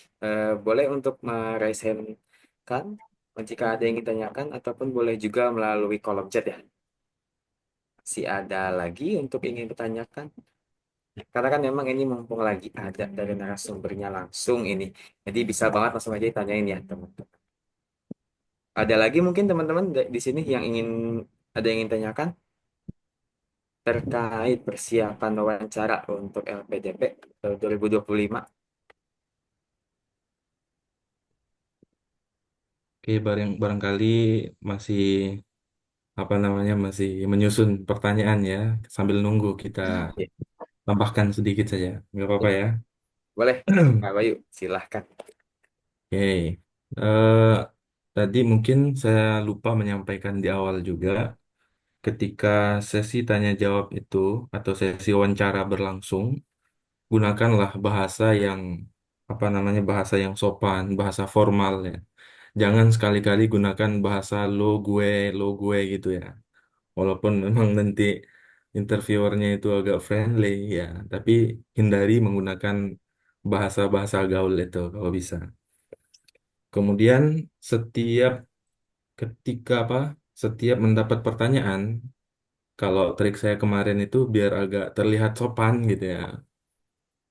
Umpamanya nih, kita dapat satu pertanyaan, langsung terima kasih Ibu, terima kasih Bapak atas pertanyaannya, langsung menjawab gitu. Jangan begitu dapat pertanyaan langsung ceplos menjawab. Hai, Terima kasih. Gitu ya. Ini ada apa nih? Pertanyaan ya. Oke, ini ada pertanyaan. Mungkin dari Kak Bayu masih ada yang ingin dibicarakan lagi? Apa Kak lanjut dulu Oke. aja? Ya, itu tambahan sedikit ya. Jangan lupa hindari gunakan bahasa-bahasa gaul itu, lo gue gitu kan. Tapi gunakan bahasa yang sopan, bahasa yang formal gitu. Kemudian yang kedua, selalu ucapkan terima kasih ketika mendapat pertanyaan. Terima kasih Ibu atas pertanyaannya, langsung menjawab. Terima kasih Bapak atas pertanyaannya, jawab. Jangan langsung menjawab gitu. Oke, itu saja tambahan sementara. Oke, terima kasih ya, Kak Bayu. Dosen di sini ada dari kolom chat nih, Kak Bayu sama Kak Nurul. Di sini ada dari Kak Wina Aini. Di sini bertanya, aku izin berapa pertanyaannya. Kak, permisi mau tanya, gimana menurut Kakak mahasiswa semester kedua daftar beasiswa LPDP? Apakah boleh? Karena mungkin ini terlalu cepat seperti itu. Boleh dari Kak Bayu atau dari Kak Baik. Nurul? Boleh untuk menjawab. Silakan mungkin Kak Nurul dulu mau jawab. Ya, boleh. Oke, Ya, Silakan. pertanyaannya apakah semester 2 ya? Oke, jadi kalau misalnya LPDP itu tidak mahasiswa yang ongoing Kak atau lagi di masa perkuliahan. Nah, kalau misalnya kita udah terlanjur nih kuliah dan belum ada pembiayaan dari beasiswa misalnya, Kakak bisa coba beasiswa unggulan Kak. Jadi itu bisa ongoing dan beasiswa unggulan itu biasanya kita dikasih secara langsung gitu uangnya. Gitu sih Kak. Ya. Betul sekali jawaban Kak Nurul. Dan kalau memang tujuan utamanya, izin ya menambahkan ini, mohon maaf. Dan umpamanya kalau masih sebagai sasaran itu adalah beasiswa LPDP, itu masih banyak kesempatan untuk persiapan-persiapannya itu loh. Terutama kalau tujuan kuliahnya adalah luar negeri, nanti lebih fokus saja mempersiapkan nilai TOEFL dan yang lain-lain gitu. Kalau saya alhamdulillah eh, lewat apa melewati nilai standar saja untuk TOEFL kemarin itu. Sekadar untuk menyelesaikan ini saja ini administrasi mau yang apa ya? Oh, udah. Oh, ya. Apa? ya itu Oh, ada. jawabannya. Telat. Oh, hah? Udah lupa.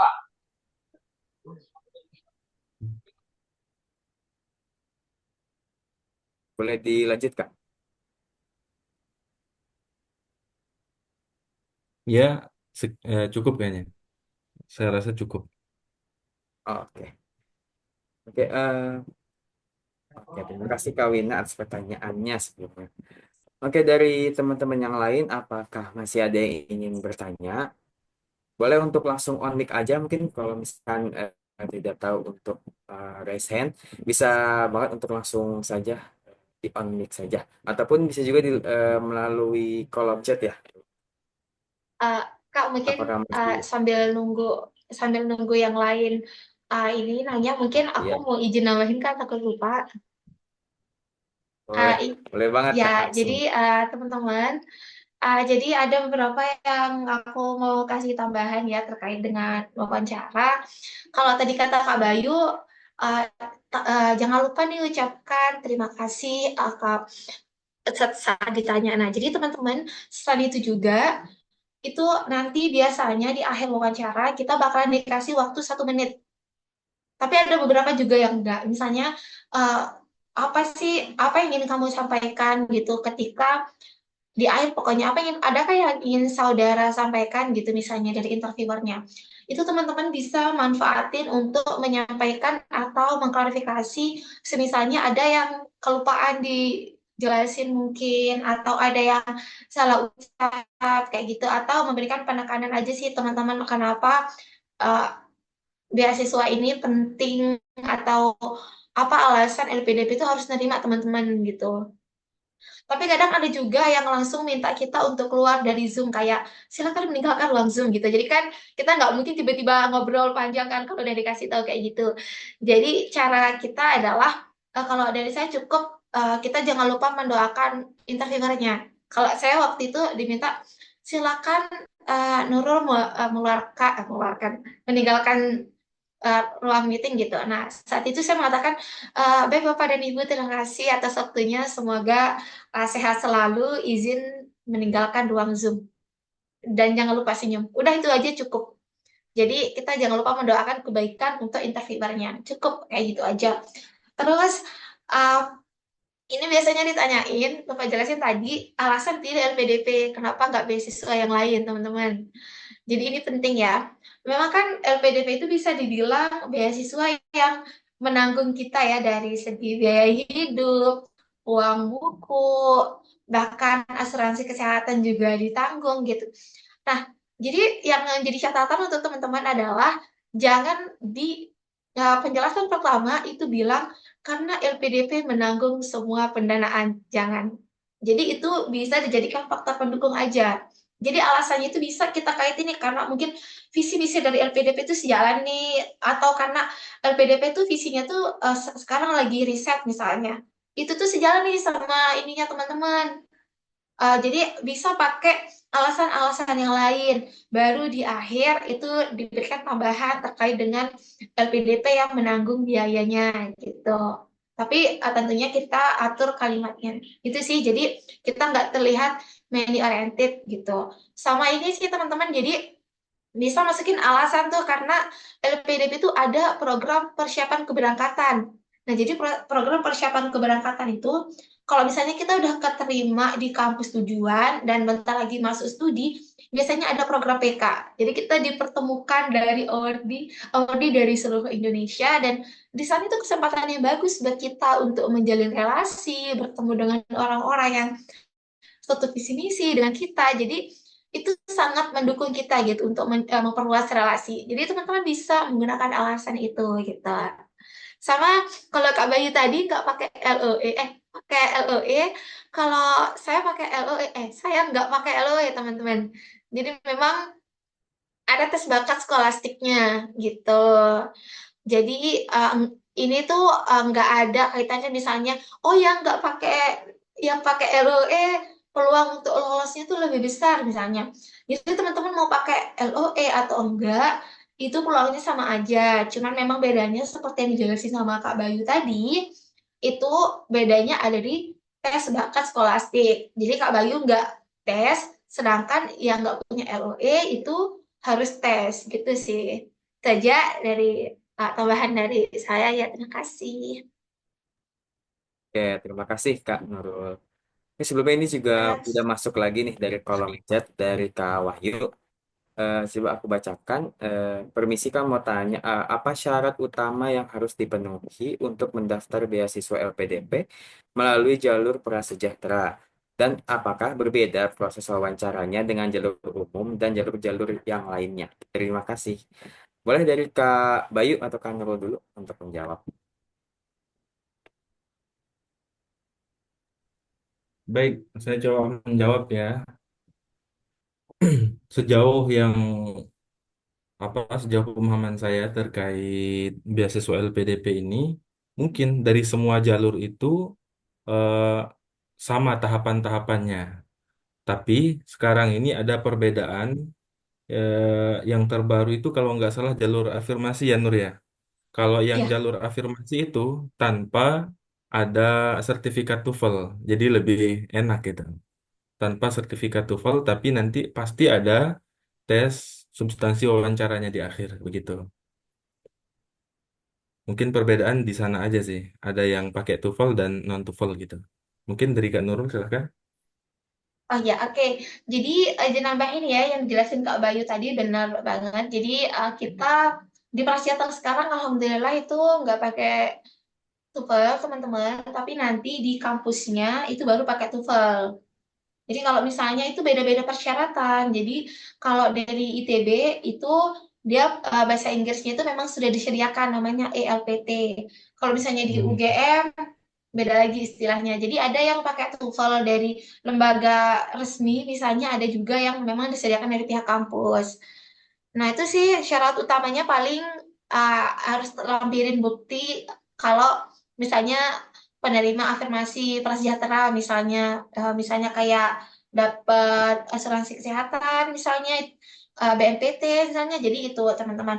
Terus beda nggak proses wawancaranya itu nggak beda ya teman-teman sama aja cuman yang berbeda itu ininya skornya.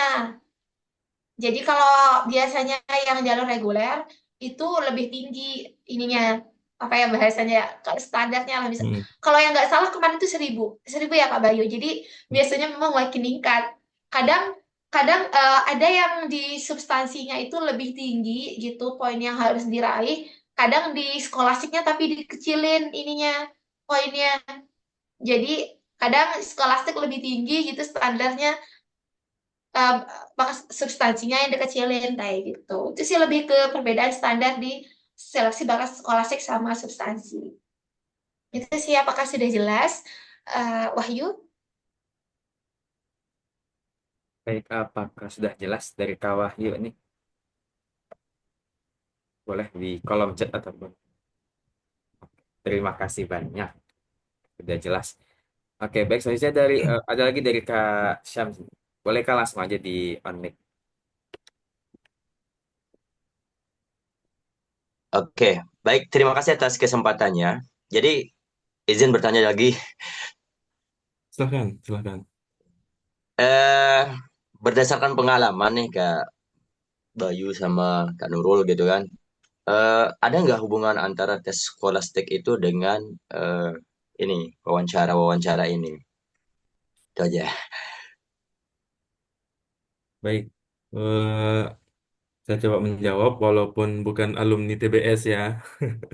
Karena saya terlewatkan untuk tes bakat skolastik gitu. Ya, ya, Diselamatkan ya. dengan OA, Letter of Acceptance itu. Jadi tanpa ikut tes TBS ini lagi. Oke. Sejauh ini yang informasi dari kawan-kawan yang mengikuti TBS itu di sana banyak membahas tentang yang jelas angka-angka loh ya. Membaca grafik, kemudian grafik akhwatuha sudah yang jelas gitu. Yang sangat tidak apa namanya, yang sangat tidak diharapkan untuk dilalui oleh saya pribadi itu. Mungkin Kak Nurul yang pernah mengikuti, silahkan. Ya, oke Kak Syam. Jadi itu nggak ada kaitannya ya kalau misalnya Kak Syam udah lolos misalnya di bakat skolastik berarti ya udah tinggal fokus ke wawancara gitu. Nggak ada kaitannya sama sekali Kak. Oke, oke. Terima kasih banyak jawabannya. Saya kira ada kaitannya kayak isi yang kita buat kan nanti itu ditanya lagi di anu kan. Oh, Nah, sekarang plastik ini saya kira ada gitu. oh kalau Syukurlah kalau nggak ada. IC ya Kak? Kakak bilang IC ya tadi? Enggak. Yang ini tes bakat skolastik itu. Karena kan yang isi itu tadi kan kita ditanya nih mengenai isi dari isi kita buat gitu kan di interview itu gitu kan. Sedangkan di bakat ini saya kira ada gitu. Tapi Aman, syukurlah aman. nggak ada gitu. Tenang Kak, nanti Kakak nggak ditanya Aman kok ya. tentang aljabar tiba-tiba pas wawancara. Makanya, soalnya kita sama nih sama Lalu Bayu nih. Oke, saya Oke. tambahkan sedikit ya. Mungkin yang ketika waktu wawancara nanti itu ada beberapa pertanyaan-pertanyaan yang sifatnya agak menjebak. Halo, halo, Oke, terdengar jelas suara? sudah Kak, nanti Jelas, ke Kak? off mic. Ya. Baik, nanti ada beberapa pertanyaan yang pasti dan mungkin akan muncul gitu ya. Terutama pertanyaan-pertanyaan yang sifatnya agak menjebak dan agak membantai, sedikit membantai gitu ya. Terutama kelemahan kita itu ya, kekurangan kita itu kita agak susah untuk mengidentifikasi diri kita sendiri. Tadi sempat disinggung juga oleh Kak Nurul, apa sih kekurangan kita itu apa, kelebihan kita itu apa. Nah, itu sering-sering lah apa namanya muhasabah untuk apa namanya mencari, membaca diri begitu. Kalau nanti sudah menemukan apa kelemahan kita, apa kekurangan kita, nanti para interviewer itu akan menanyakan hal itu. Apa kekurangan Anda? Apa kelemahan Anda? Jangan menjawab begitu saja tanpa memberikan solusinya. Umpamanya ditanya apa kelemahan Anda? Kalau tadi Kak Nurul dia pelupa.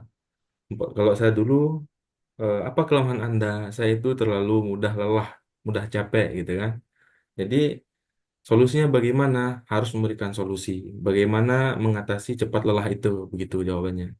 Kemudian ada lagi satu itu masih segar di ingatan saya. Pertanyaan psikolog itu, bagaimana nanti ketika saudara sudah diterima untuk mendapatkan beasiswa LPDP, tapi di tengah perjalanan Anda, ketika perkuliahan sedang berlangsung, Anda tiba-tiba mendapatkan info dari rumah Anda, info dari keluarga Anda bahwa ada salah seorang dari keluarga Anda sedang sakit. Apa yang harus Anda lakukan? Nah, itu juga harus ada jawabannya. Kalau dulu saya menjawab dengan jawaban yang agak tegas begitu. Baik, terima kasih Ibu Bapak atas pertanyaannya terkait dengan apa namanya hal yang terjadi, hal mungkin terjadi seperti yang tadi disebutkan. Apabila nanti mungkin salah seorang keluarga saya mengalami sakit ketika perkuliahan sedang berlangsung, maka sebagai awardee LPDP, maka saya harus bertanggung jawab atas LPDP itu sendiri. Saya akan melanjutkan perkuliahan.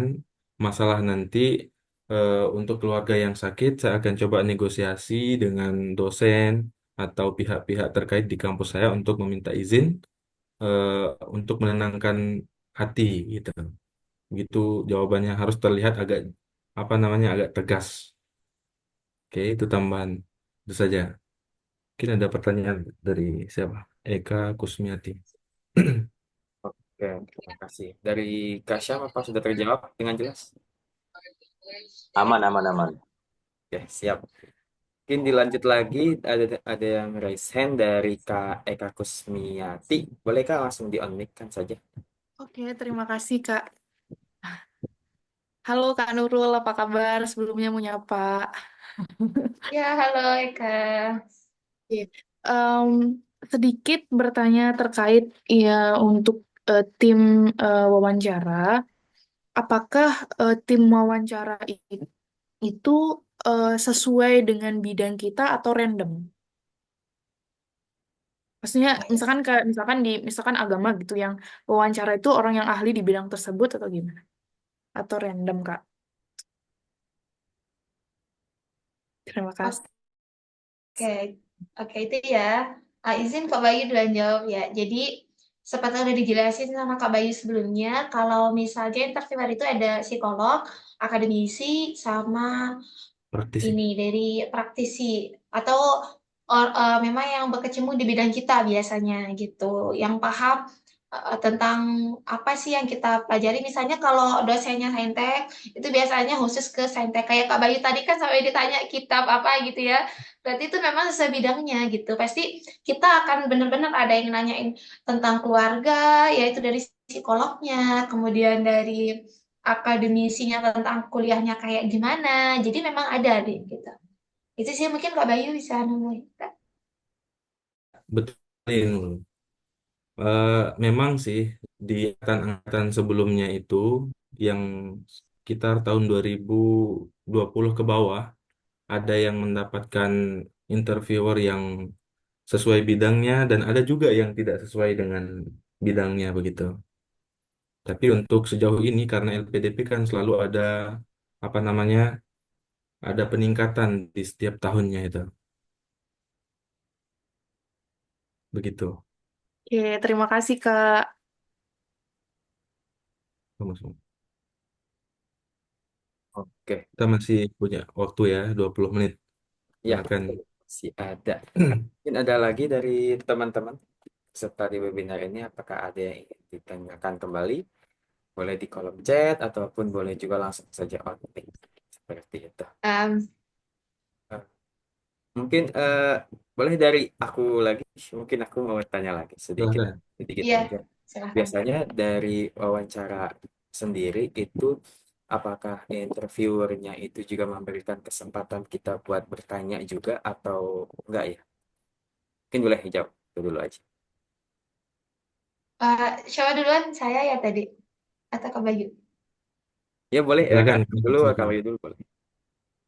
Oh, saya oke. Jadi itu biasanya seperti yang saya jelasin tadi, deh. Jadi itu di akhir.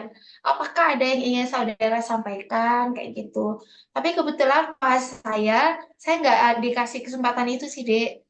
Jadi kadang ada yang seperti itu, kadang ada juga yang enggak gitu. Oh iya, tadi mau nambahin juga ini masalah apa ya tadi? Nanti aja deh, lupa. Ada udah sama jadi ntar aja. Tapi intinya nggak semua deh, kadang ada yang ngasih ini, ada yang enggak. Oh iya, udah ingat. Jadi kadang kadang permasalahan kita adalah kita terlalu mencari aman dalam menjawab pertanyaan. Nah, jadi ini kita hati-hati ya, karena interviewer tuh ada dua tipe interviewer lagi. Memang tadi ada yang baik banget gitu.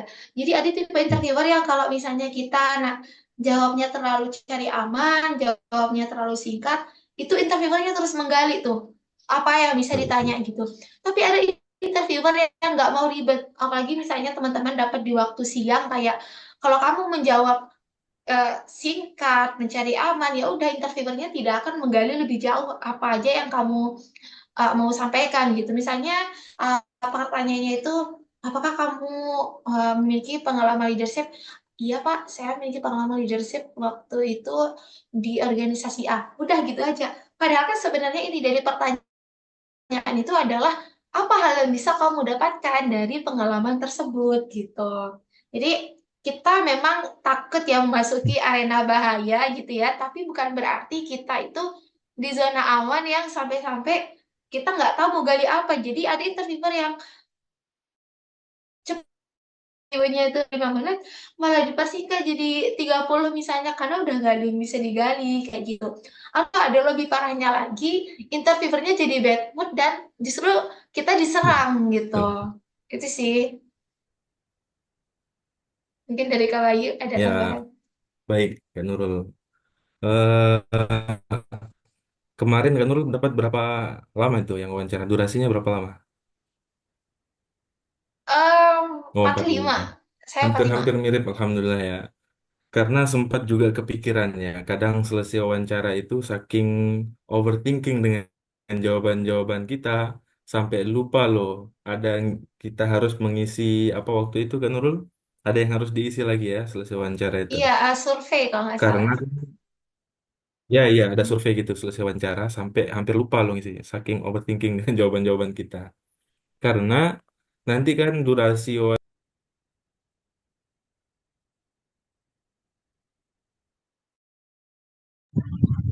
Keluar, tapi lagi masuk lagi. Aduh, apa ini? Oke, udah masuk. Sudah kedengaran jelas ya? Ya, sudah. Lanjut. Maaf, tadi listrik di kamar saya konslet itu sampai Pak Kosnya datang. Ya, masalah durasi wawancara ya. Durasi wawancara itu bisa berbeda-beda. Ada yang paling panjang itu 1 jam, bahkan sampai 2 jam itu per orang. Dan kadang ada juga yang pendek. Seperti Alhamdulillah kemarin saya nggak sampai setengah jam itu sudah selesai. Kan Nurul itu 45 menit. Saya tanya juga para awardee yang lain ada yang sampai 1,5 jam gitu. Jadi Karena memang banyak loh yang dapat apa namanya jadwal hari itu. Yang dapat interviewer Kak Bayu. baik, ya alhamdulillah berdoa saja dapat interviewer yang baik gitu. Nggak menyeramkan. Bayu, Sekian ya, cukup. oke, mungkin mau lanjut lagi mungkin eh, nyambung yang sebelumnya. Jika memang ada gitu, itu pertanyaan apa yang harusnya kita tanyakan ke interviewer seperti itu. Jadi biar nggak mencari aman lah istilahnya gitu pertanyaannya seperti itu. Gimana boleh diulangi deh? Tadi nggak, saya kurang dengar gimana? Oh iya, tadi kan sebelumnya kan terkait pertanyaan di akhirnya dari kita itu boleh menanyakan atau tidak itu kan tergantung dari interviewernya seperti itu. Oh iya. Nah itu apa ada nggak pertanyaan yang bisa kita ajukan yang memang bukan untuk mencari aman gitu pertanyaan, memang untuk ingin kita tanyakan gitu kepada interviewer seperti itu. Mungkin dari Kak Nurul atau Kak Bayu ada saran pertanyaan mungkin seperti itu. Baik, siapa yang menjawab, Bang Nurul? Coba iya aja duluan. Oke, baik. Eh, Berdasarkan pengalaman saya ya, untuk pertanyaan dari kandidat kepada interviewer itu saya rasa nggak ada ya.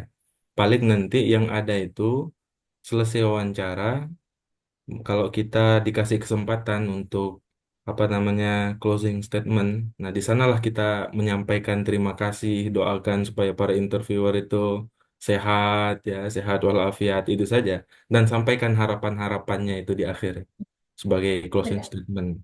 Kalau untuk pertanyaan dari seorang kandidat ke interviewer itu saya rasa nggak ada. Ya, benar.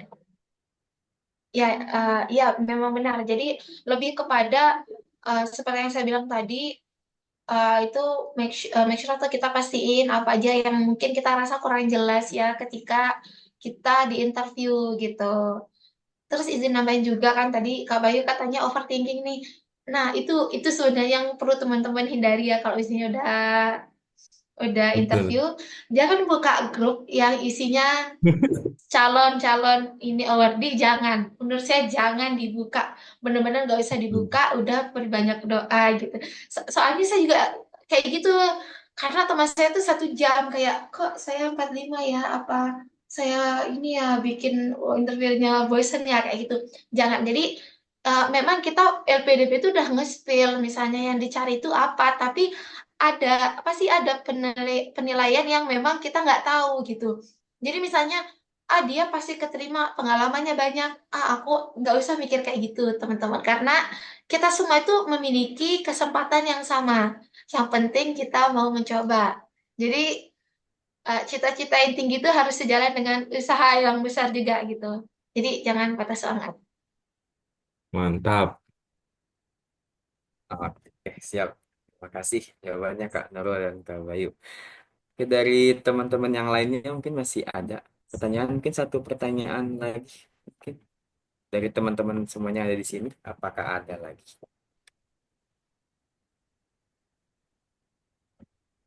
Eh, Sepertinya sudah tidak ada nih Kak. Mungkin aku mau ini aja sih Kak dari Kak Nurul sama dari Kak Bayu mungkin boleh memberikan berupa closing statement mungkin dari bagi teman-teman di sini peserta di sini yang memang nantinya ingin mendaftar LPDP itu boleh diberikan motivasinya nih Kak.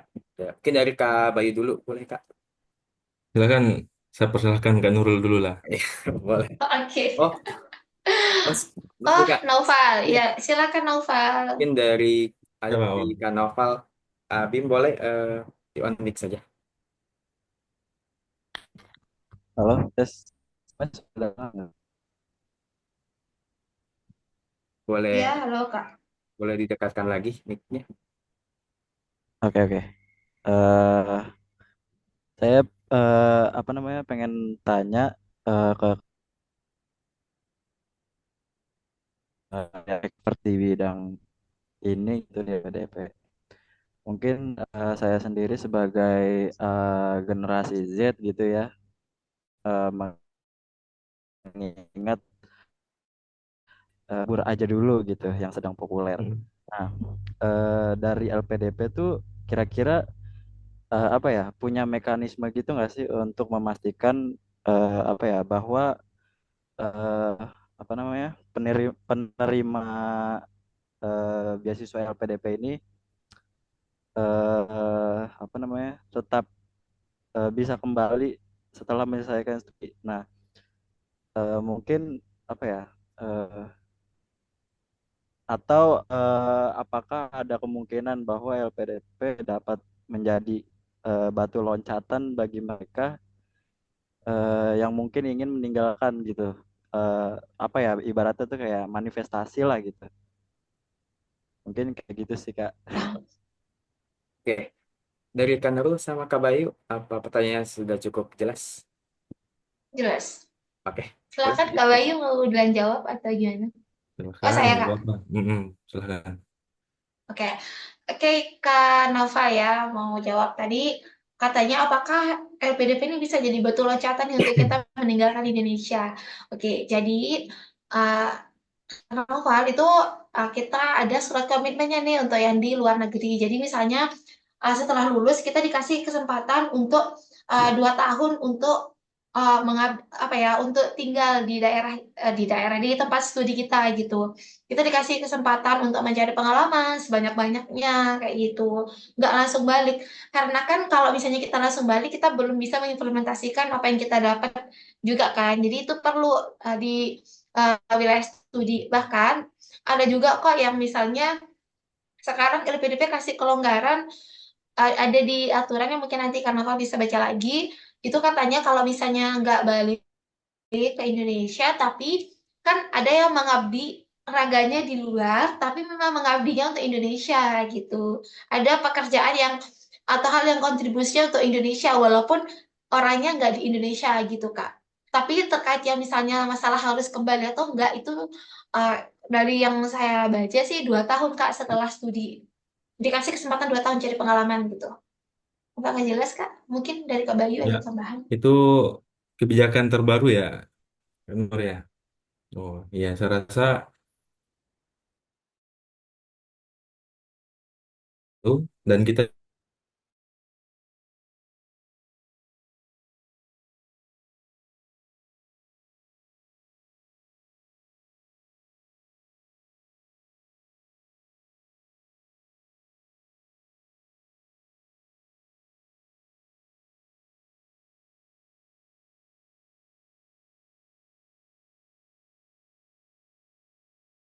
oleh LPDP gitu ya.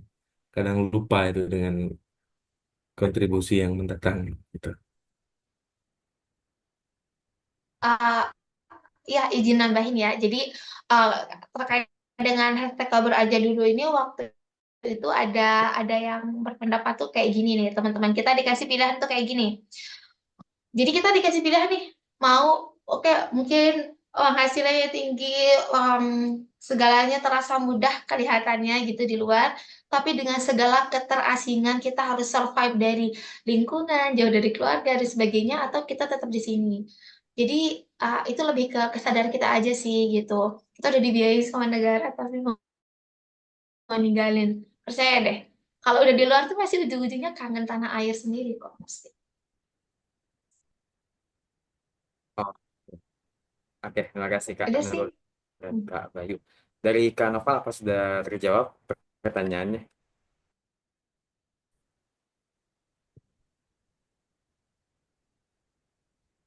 Oke, sudah aman. Pukul 20.55 juga. Mungkin untuk sesi tanya jawab ini kita dapat sudahi terlebih dahulu dan mungkin dari Kak Nurul dan Kak Bayu seperti yang sebelumnya sudah saya katakan boleh memberikan sedikit closing statement atau motivasi kepada para peserta di sini yang memang ingin mendaftar ke LPDP seperti itu. Boleh dari Kak Bayu atau Kak Nurul dulu, boleh. Silakan. Siapa Kak? Saya? Boleh. Oh ya, oke. Buat teman-teman yang sekarang lagi mendaftar atau akan mendaftar, nanti apapun hasilnya, kalau misalnya ada yang berhasil one shot, terus ada teman-teman yang gagal, jangan menyalahkan diri sendiri ya, karena setiap orang punya waktu terbaiknya masing-masing. setiap kita punya waktu terbaik masing-masing. Kalau misalnya sekarang kita nggak lolos, pasti ada hal baik yang dikasih sama Tuhan buat kita yang harus mungkin kita masih selesaikan atau apa gitu. Jadi tetap positive thinking, tetap optimis. Insya Allah pasti ada hal-hal baik di depan sana yang nanti kita. Itu sih dari aku. Baik, Kasih. baik. Eh, Terakhir ya, sekaligus menutupi kegiatan malam ini. Terima kasih untuk rekan-rekan yang hadir malam ini, terutama para senior saya, Mr. Yasin, Mr. Syams El Hadi, telah apa namanya bergabung, memberikan ruang untuk kita sharing untuk kawan-kawan yang saat ini sedang berjuang untuk mendaftar. Semoga Allah mudahkan jalan ini. Semoga apa yang kawan-kawan citakan, apa yang kita cita-citakan bersama, Allah mudahkan dan tercapai. Dan tentunya nggak cukup hanya dengan apa namanya usaha saja, tapi dibarengi dengan doa. Saya mengutip perkataan seorang ya, seorang dosen, seorang guru, seorang filsuf juga, apa yang beliau katakan, doakan kerjamu, kerjamu doakan. Itu saja. Sekian, ihdinas siratal mustaqim. Wassalamualaikum warahmatullahi wabarakatuh. Waalaikumsalam warahmatullahi wabarakatuh. Oke, posting statement yang cukup bagus nih buat bagi teman-teman peserta di webinar malam ini. Semoga dapat diimplementasikan apa materi yang telah disampaikan oleh dari Kak Nurul dan juga Kak Bayu. Baik, untuk menutup kegiatan webinar malam ini, boleh untuk teman-teman di sini, peserta semuanya, boleh untuk di on cam-kan terlebih dahulu nih, kita akan melakukan sesi dokumentasi, sekaligus juga pemberian sertifikat kepada Kak Nurul dan juga Kak Bayu. Boleh untuk teman-teman, boleh di on cam-kan terlebih dahulu. Sebelumnya, oke, sudah. Oke, aku izin share screen juga.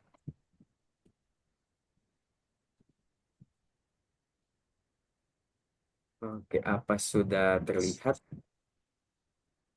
Sudah. Oke, tunggu sebentar. Oke,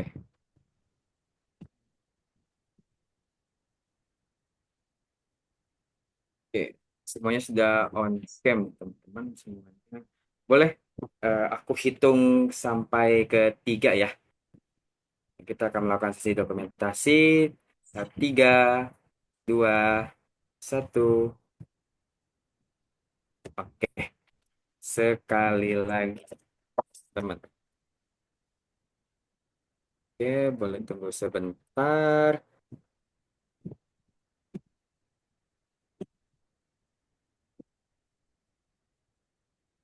Oke.